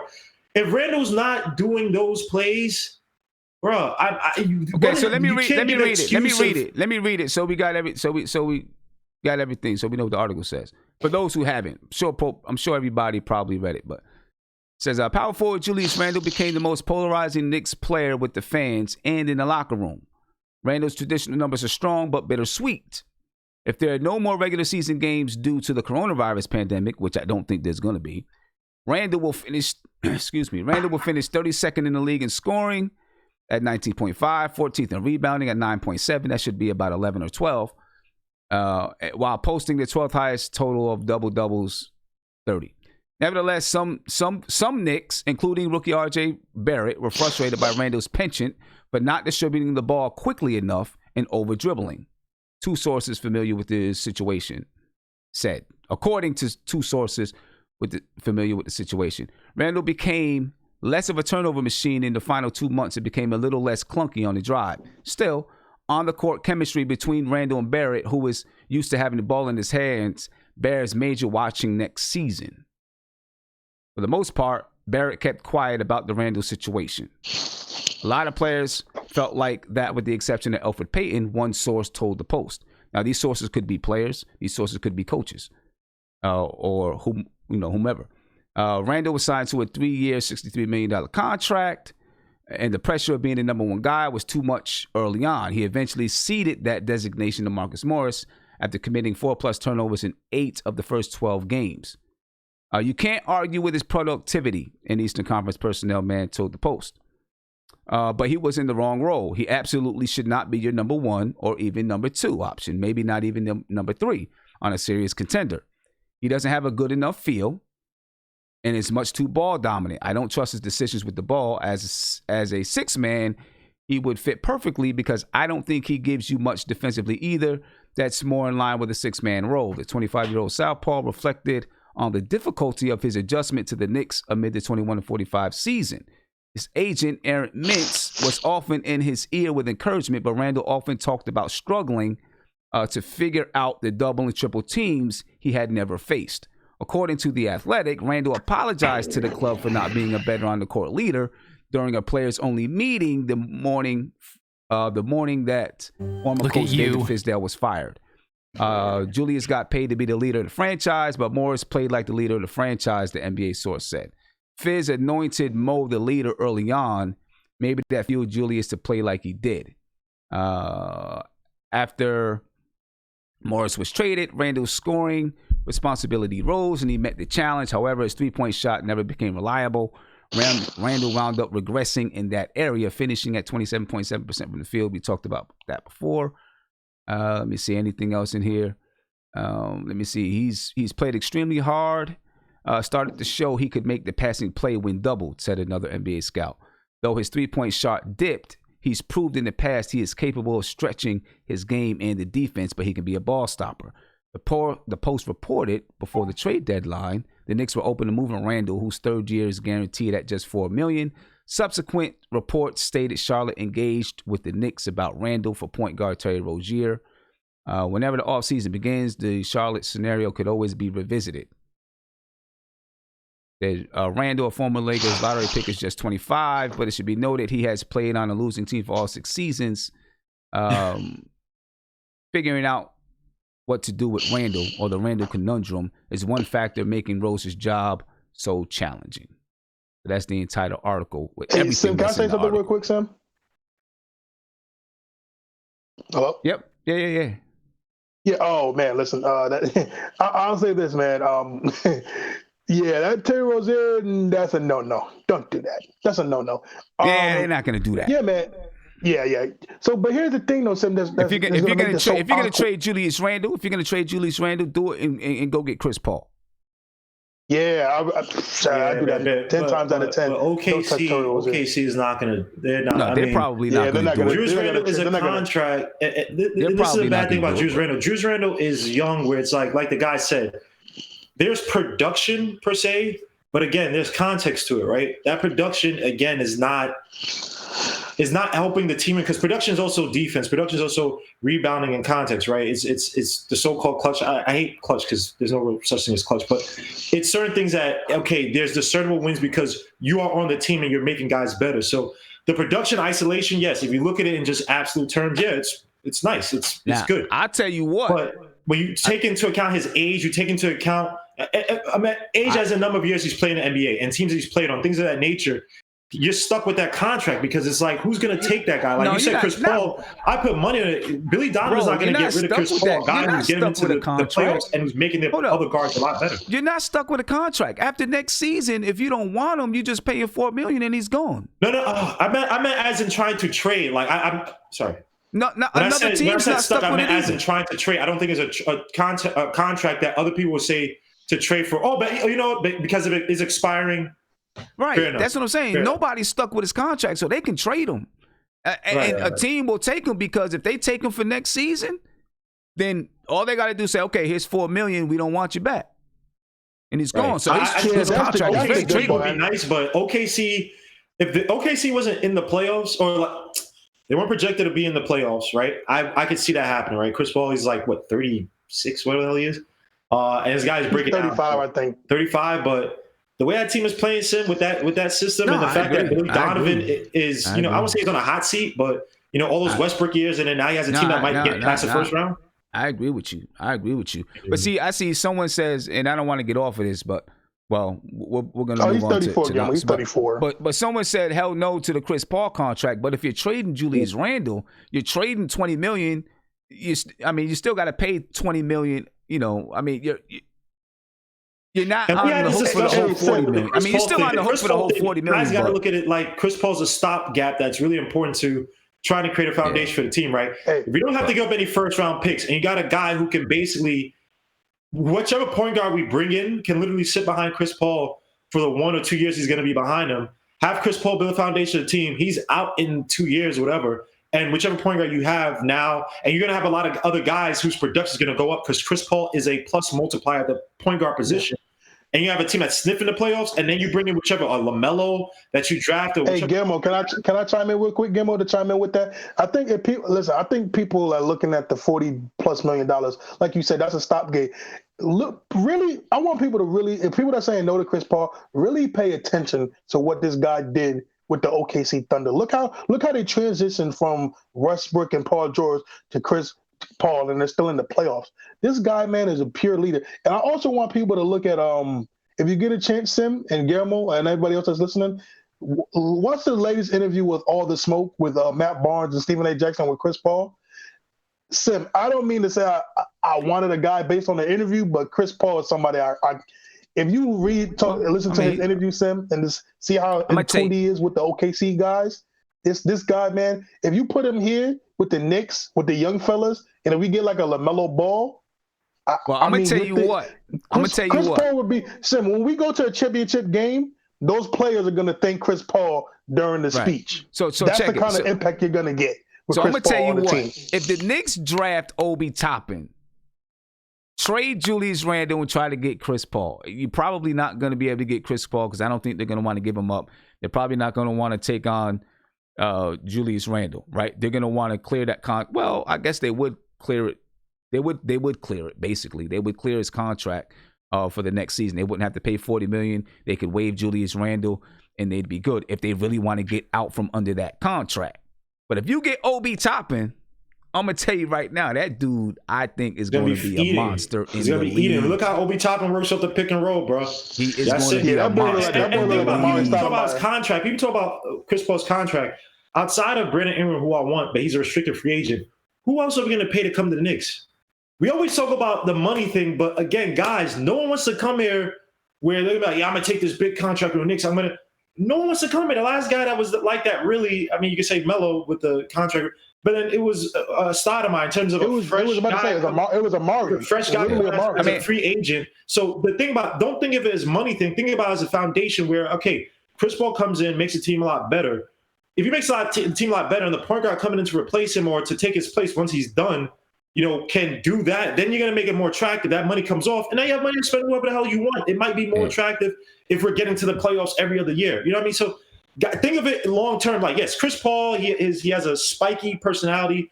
He can be grating at times, but I think he sees a writing on the wall where he's not this guy who could come in and basically run the front office, like kind of like he did with, say, the Clippers and what he probably thought he had with Houston Rockets. Yeah. So, you know what I mean? So, yeah. If we were to get Obi Toppin, trade Julius Randle for Chris Paul, if that was possible to happen, where do you think that puts us? And then we got RJ Barrett, right? Whatever happened, I don't know who would be there at the 3, whatever. We find, a 3, or maybe Kevin Knox can step in and play the 3. Where do you think that puts us? I think you go from 21 games to about 34 games. Okay, Mark, where do you think that puts us?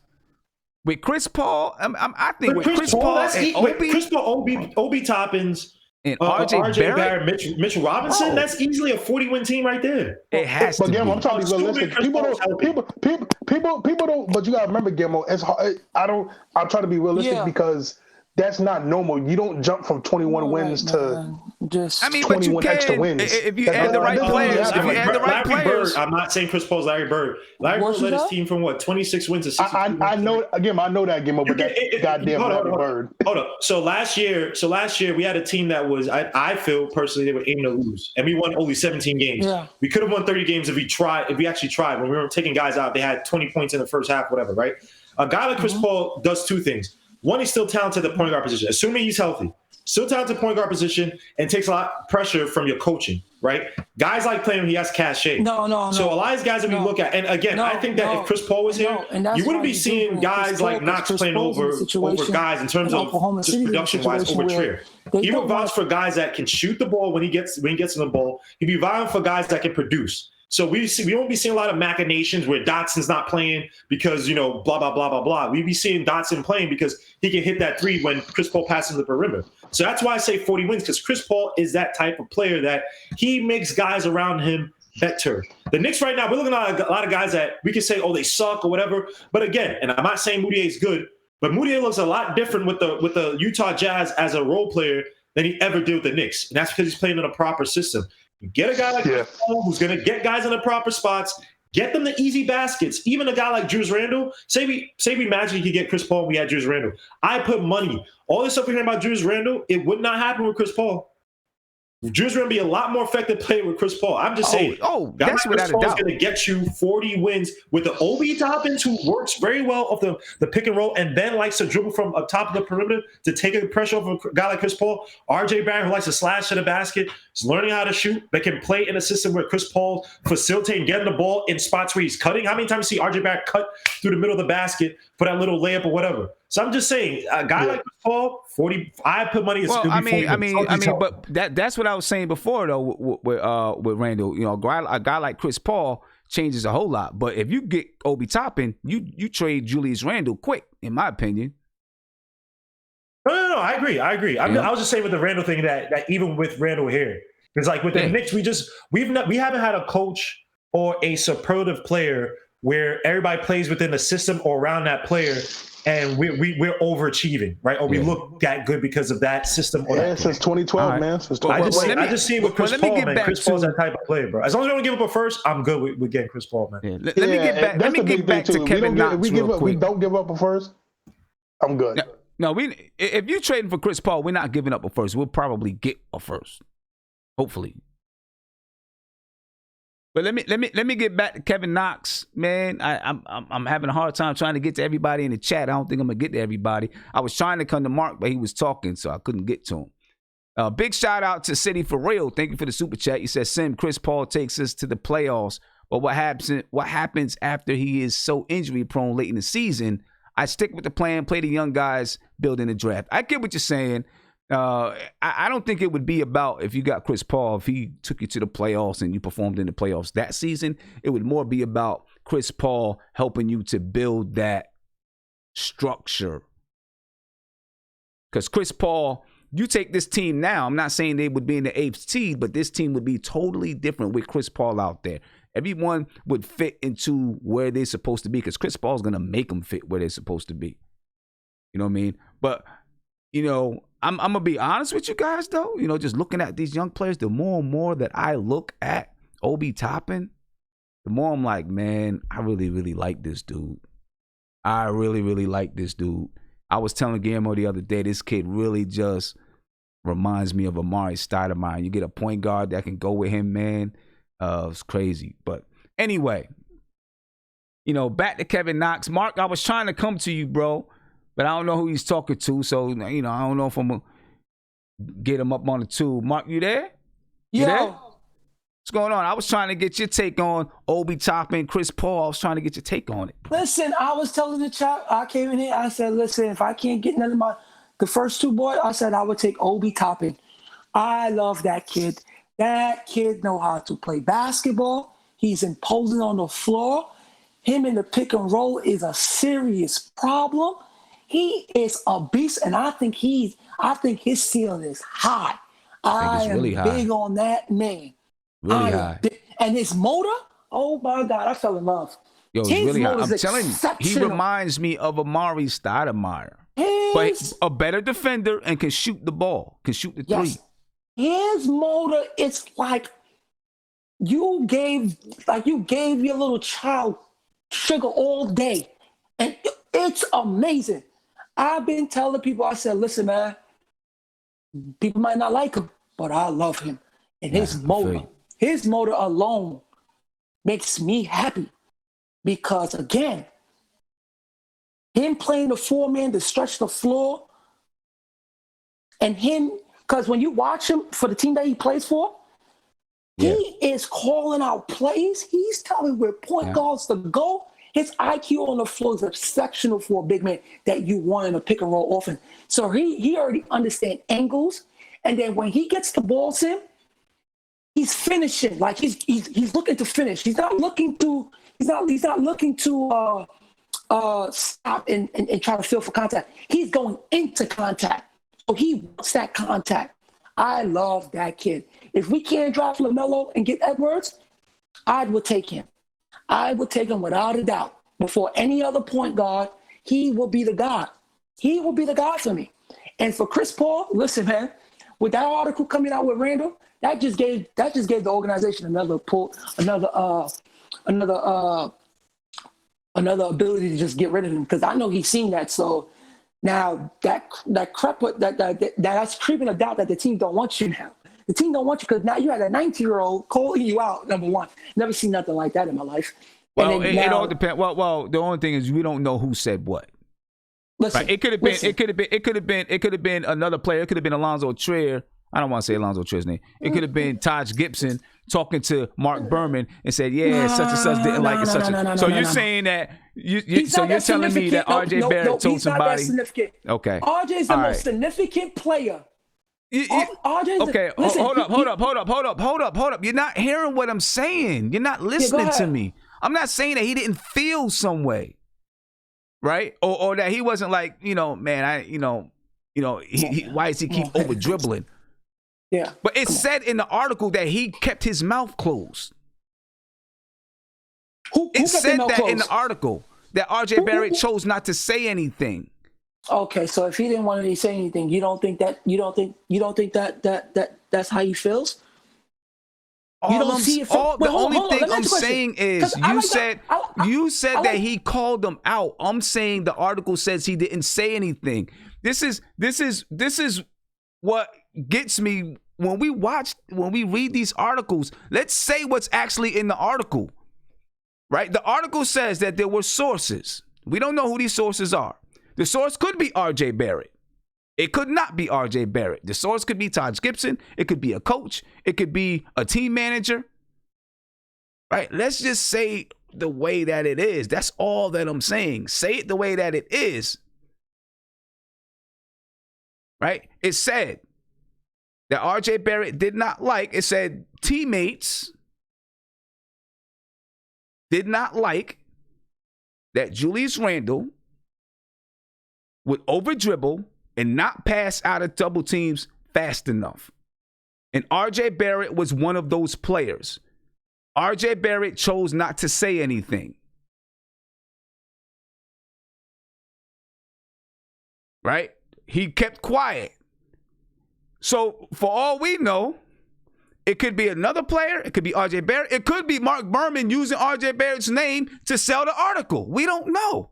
All I'm saying is say what's actually in the article. That's all I'm saying. Say what's actually in the article.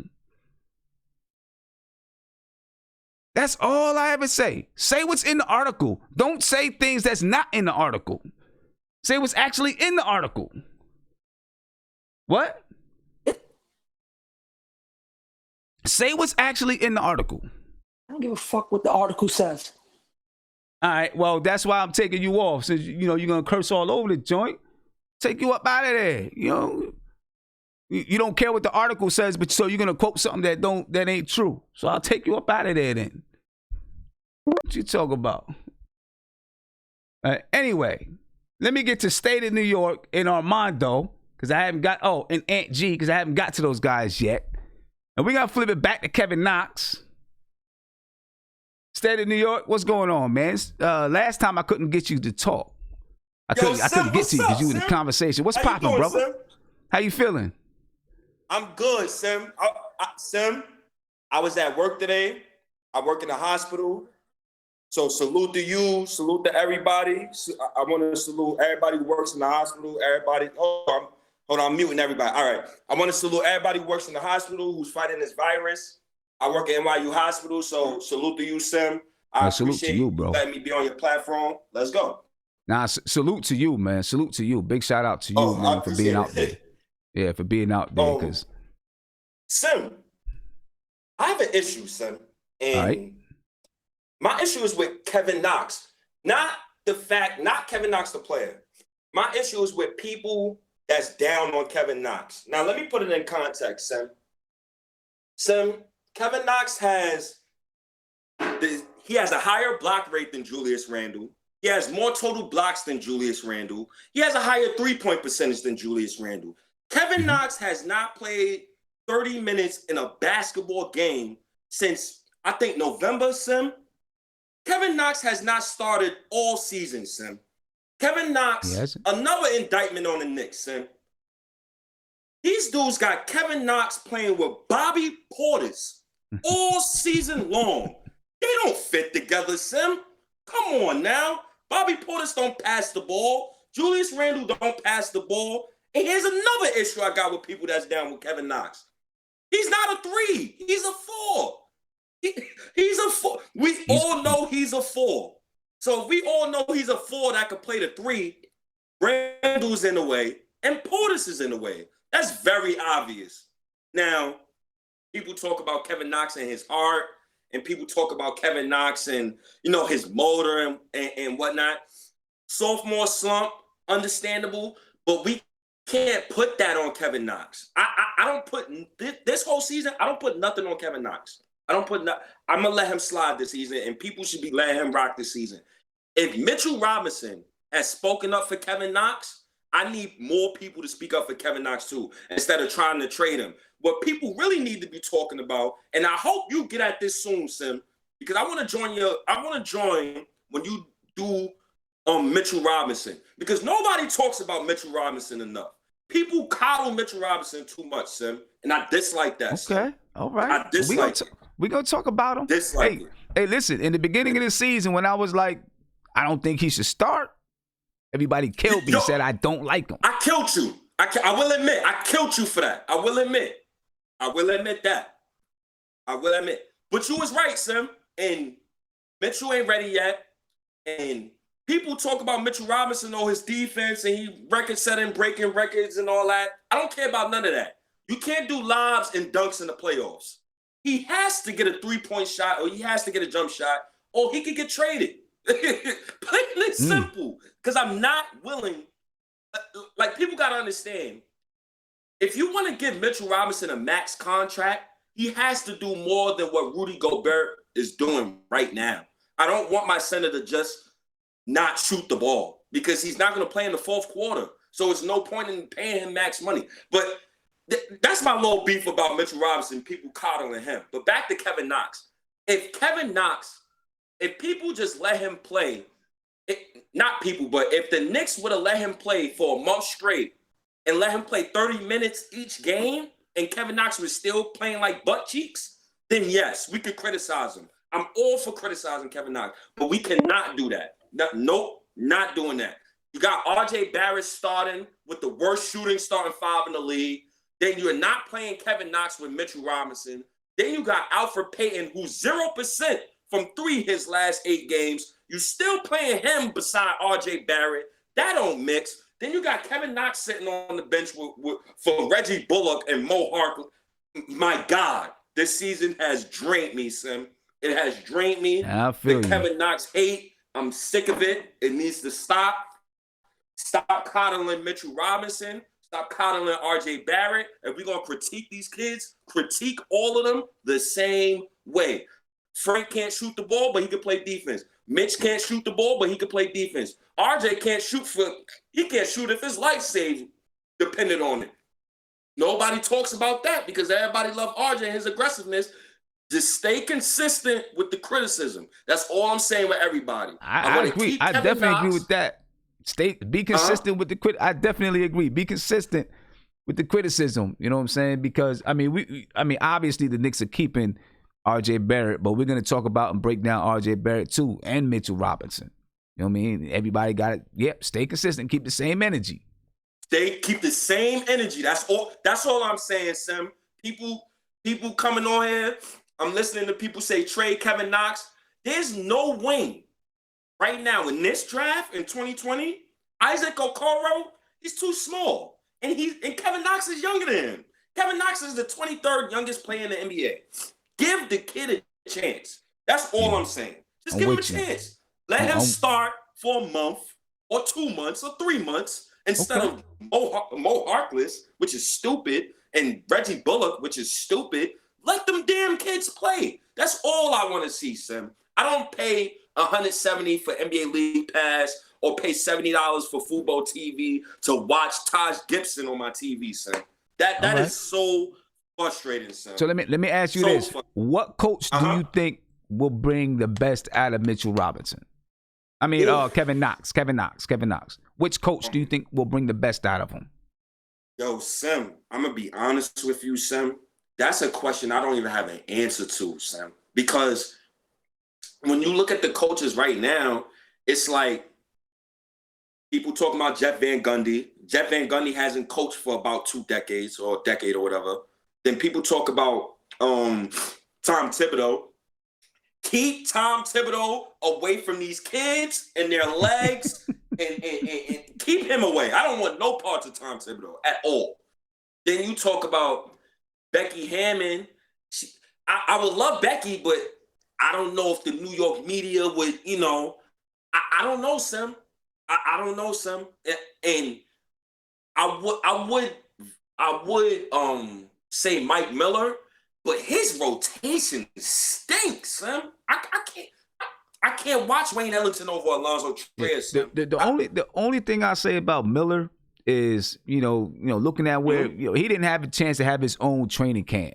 I'm not saying that he should be hired as the coach. You don't get many practices during the season. He didn't even have a chance to have a training camp. And then if he were to be the coach, if he were to start, say he was the coach next year, things could look a little bit different in the rotations and stuff like that. One, the players are going to be different. Mo Harkless, well, there is something that said, they're interested in bringing Mo Harkless back. We'll see. You know what I mean? That's ridiculous. That's ridiculous. I think it'd be different. Why draft Iggy? This would be my issue with Knicks management. It's like that kid that put too much syrup on his pancakes and he ain't need all that syrup. Like, you're doing too much. You don't need Mo Harkless. This team doesn't even need Reggie. Like, I read reports just like you, Sim. And I read that Reggie Bullock is a loner. So he's pointless to me. I don't even talk Reggie Bullock. But Wayne Ellington is the guy I want to keep. And Taj Gibson is the guy I want to keep. I don't know, Sim. It's just, this season was just so depressing at times, Sim. Because it was a rough season, man. It was a tough rough, season. Man. And I didn't expect for them to be in the playoffs, but I expected them to be better than they were. It was rough. This is what I'm going to say to you, Sim. And I can't lie to you, Sim. I wanted to get at you a couple times, Sim, because of this. Sim, I respectfully disagree with you when you defend Julius Randle, Sim. Sim, that's cool. This guy, Randle, he passes. Him and Alfred Payton pass to each other 29% of the time, Sim. Sim, you know how many? You know how much LeBron James passes to Anthony Davis, Sim? 18% of the time. 18% of the time, Sim. So when you say Randle doesn't look off R.J. Barrett or Kevin Knox, I would strongly disagree. I feel like if we replaced Randle with a Larry Marketing or a Christian Wood, with anybody, R.J. Barrett would be shooing for Rookie of the Year right now. Like right now. If we ran the office with I RJ. think we might get a chance to see. Let's not. Like you said, keep it 100 with R.J. Barrett, right? R.J. Barrett too will be the guy that as soon as Julius Randle is gone, R.J. Barrett's going to be the guy that everyone's like, yo, he's got the ball in his hands too much. He's doing this. He's doing that. I can guarantee it. Watch. There's always a scapegoat. Every season there's a scapegoat. It'll be Melo. You know what I'm saying? It'll be Frank. It'll be somebody. You know what I mean? And as soon as everybody's gone and it's RJ's team, it's going to be RJ. Sim, I got a question for you, Sim. One question for you, Sim, and then you could go to the next person, Sim. Honestly, Sim, when you look at RJ Barrett, right? Do you see him? Because I see RJ Barrett, and I know people not going to like this opinion, but I see RJ Barrett as a championship number 2 option. That's what I see RJ Barrett right now, currently. What do you want? Like, how can I put this question?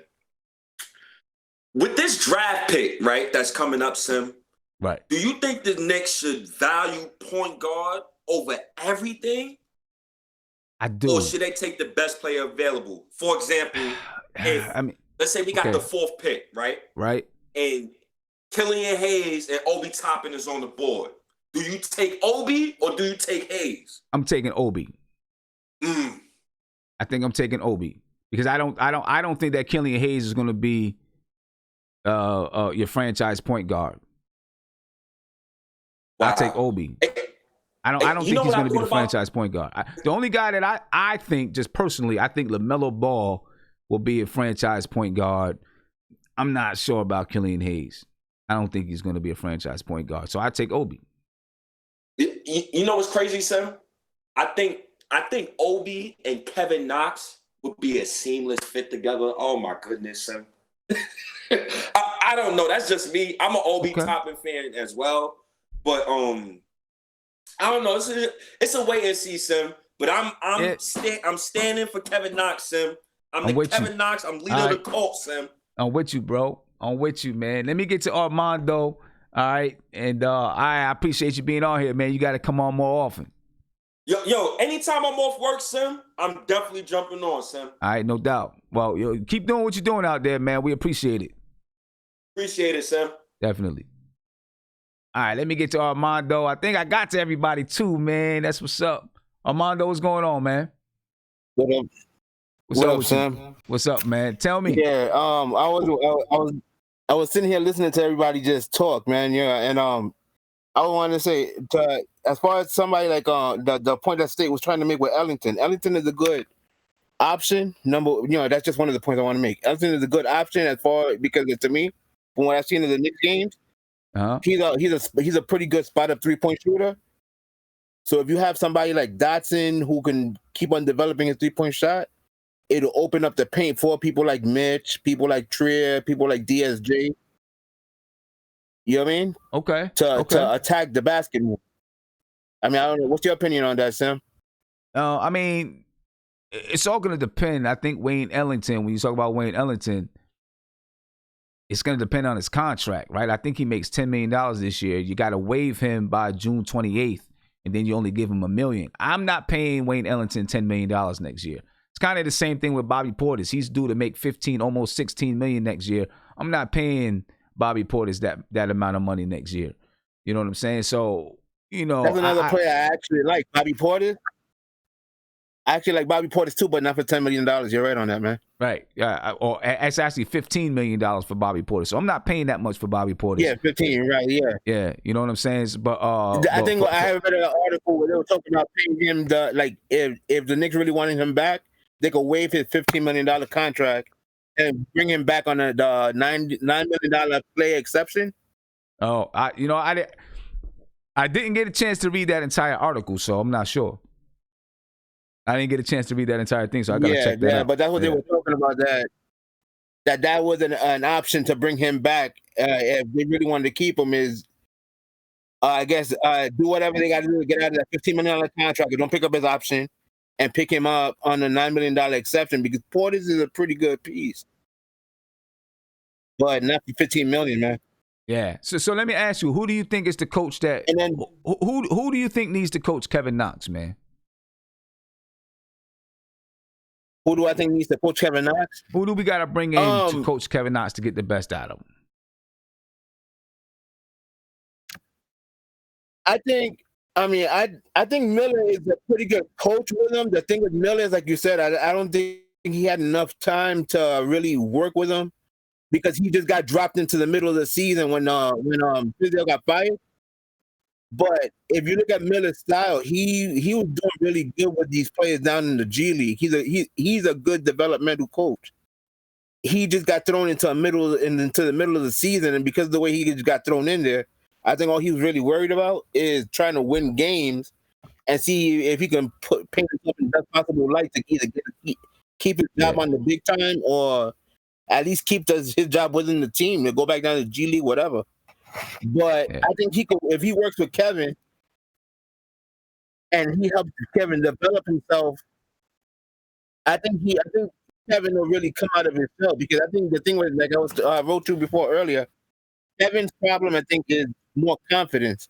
which is why I think even though I don't think a lot of fans were with it, I think Kevin would have been better off going to the G League with Iggy, where he was getting a lot more playing time and he could build himself up. So when he did get the opportunity in the Knicks main team, he'd be ready for it. He's not ready for it because I was talking to Guillermo earlier. He was doing good in the summer league where he developed his 3-point shot. He was doing flashes of defense, but in between breaks, I guess his confidence leaves. So when you decide to put him back in, he has to build himself up again, which is not a good look for him. Which is why he looks the way he looks this season. Okay, I mean, I feel you, man. Miller was yeah, it's crazy with Kevin Knox. It's an enigma, man, and I'm hoping that during this time when everyone is down and Aunt G, I'm about to come to Aunt G. Let Aunt G take us out of here. Somebody let Aunt G know. But during this time when everything is down, I'm hoping that Kevin Knox is able to find some place where he can, get some work in and do the things that he needs to do. You know what I'm saying? Now all of the players, hopefully, they're getting that chance too. But Aunt G, you ready? Aunt, what's up, man? What's up? Take us out of here with Kevin Knox, man. I'm not gonna be able to get around and do a last words with everybody. It's too many people, too much time. So yeah, it's late in here tonight, son. But with Kevin Knox, I mean, I was higher on Kevin Knox. It's your fault until you showed his stats. Come on, man. Come on, man. Young dude. Man, those stats were terrible. I think I was talking to Kevin, and I was saying I give Kevin Knox half of next year, like the first half of the season. I want to see what he can do, see what he improves on. Unless we can move Kevin, unless we can move him up in the draft, and he can help us get a higher pick. But I'm not with. I don't think anybody's really with letting Kevin Knox go for nothing, right? I think the question more is, what would you want for Kevin Knox? What do we value him at, right? So if we can go from the 6th pick to the 3rd pick or something like that by moving Kevin Knox, I'll do it. But if we're not getting nothing valuable in return, that another young guy that has a lot of potential, I'll give him the first half of next year, see what he got, see if he can regain his shot, see if he bulks up a little bit. And then not really his upper body either, but more his legs. He got chicken legs. So if he can bulk up his lower body some more, I would like to see him try to play the 4. And see if he can improve on his, positioning on defense. I'm willing to give the kid another half a year because he's young. I'm not really high on him right now, but I want to give him a chance to prove everybody wrong before we move on from him. All right. I think we owe him that. What's the coach? Which coach do you think is going to get the best out of him? Kenny Atkinson. Kenny Atkinson. Yeah, I think he probably get the best out of all of our players. Yeah, because I like the way he runs his offenses. He likes spread out shooters. He likes to space the floor. And the way he just nurtured those Brooklyn dudes over there, like Joe Harris, and he squeezed every last bit of talent out of those guys. So if anybody can nurture Knox and kind of be like that, that coach that's going to hold him accountable and really be able to develop him, I think it'll be Kenny Atkinson. Right. Okay. Or another guy that I don't want this coach. So, chat, don't take this as I want this coach. But I also think Mark Jackson would be good for Kevin Knox. I think Mark Jackson will be able to motivate him. I'd agree with you. I'd agree with you there. He'd be able to motivate him and get some fire into him maybe. Yeah. I think that'll be good for Kevin Knox. But I don't want Mark Jackson, so. I don't want Mark Jackson either, but not because I think he's a bad coach. I just don't think it's good for New York, for the Knicks. It's too much baggage. I want the low-key, smart moves this summer. Now, with Leon Rose, I don't know if that's going to happen. I feel like he came in to make some noise, but we'll see. He's low-key himself, so. Yeah. But I don't want the Thibodeaus and the Mark Jacksons and the Jeff Van Gundy's. Before Leon Rose became the president of the Knicks, did you know who he was? No. No. I mean, you know what I'm saying? I think I heard of him a couple times because I was like obsessed over free agency. Right. Maybe heard of him a little bit, but he's like a super agent. No one really heard of him because he's kind of quiet. So maybe that's the way he's going to go about his business, you know? Yeah. He got, just don't hire Elton Brand.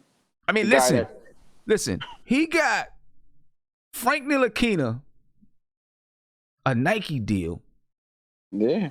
Coming out of France, averaging 5 points a game. He's a smart guy. Right? Quietly.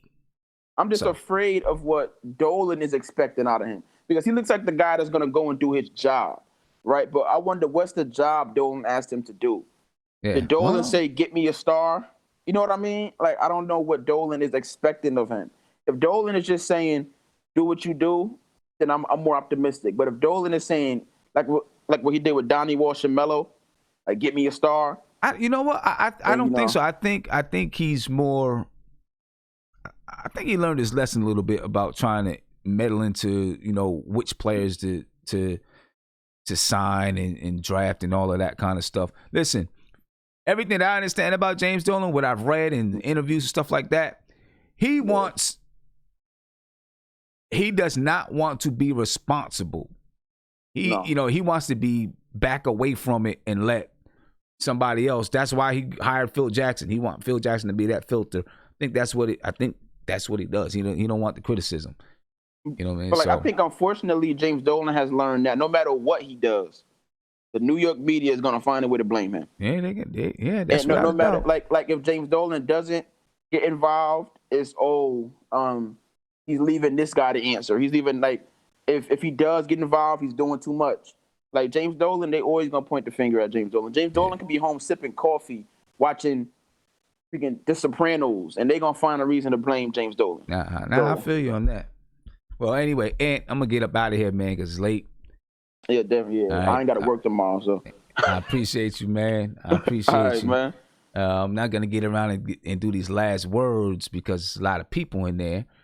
But I appreciate all you guys for being on, and I do want to just say to you, if you like hip hop, man, follow me or subscribe to the Front Stoop. I'm not getting on the Front Stoop tonight because I knew this was going to go long, but I will get on tomorrow night. There is a beat battle tomorrow night. I think it's T-Pain and Lil Jon doing a beat battle. I don't know, I don't know. But anyway, I'm going to be on live tomorrow night doing the Front Stoop, and we'll talk about whatever we talk about. So if you like talking about hip hop, man, make sure you subscribe to the channel. All right, I got the link right here, and the link is in the description of this video. All right, so make sure you go ahead and subscribe to me there. All right, subscribe to the channel. Make sure you hit them notification bells because, we're talking about a lot of stuff, man. All right, putting the link in the chat one more time. Subscribe to the Front Stoop, ladies and gentlemen. Just hit that, just click this link and subscribe to the channel. All right, I'm out of here, man. I'm gone. I'll catch you guys. You guys have a good weekend. And, y'all see the way I, flipped it on Isaiah and Guillermo. You know what I'm saying? Smoothly just flipped it. Took their attention right the other way. See, that's a negotiator right there. I took them lawyer skills and put them into practice. Not a lawyer. I studied law for a little while. Put it into practice. Flipped it on them. Anyway, I'm out of here, man. I will catch you guys later. Sunday, I'll be doing a game. Classic game. I don't even know which one yet, but you'll get the notification. Have a good weekend. Be peaceful. Be safe. I'm out.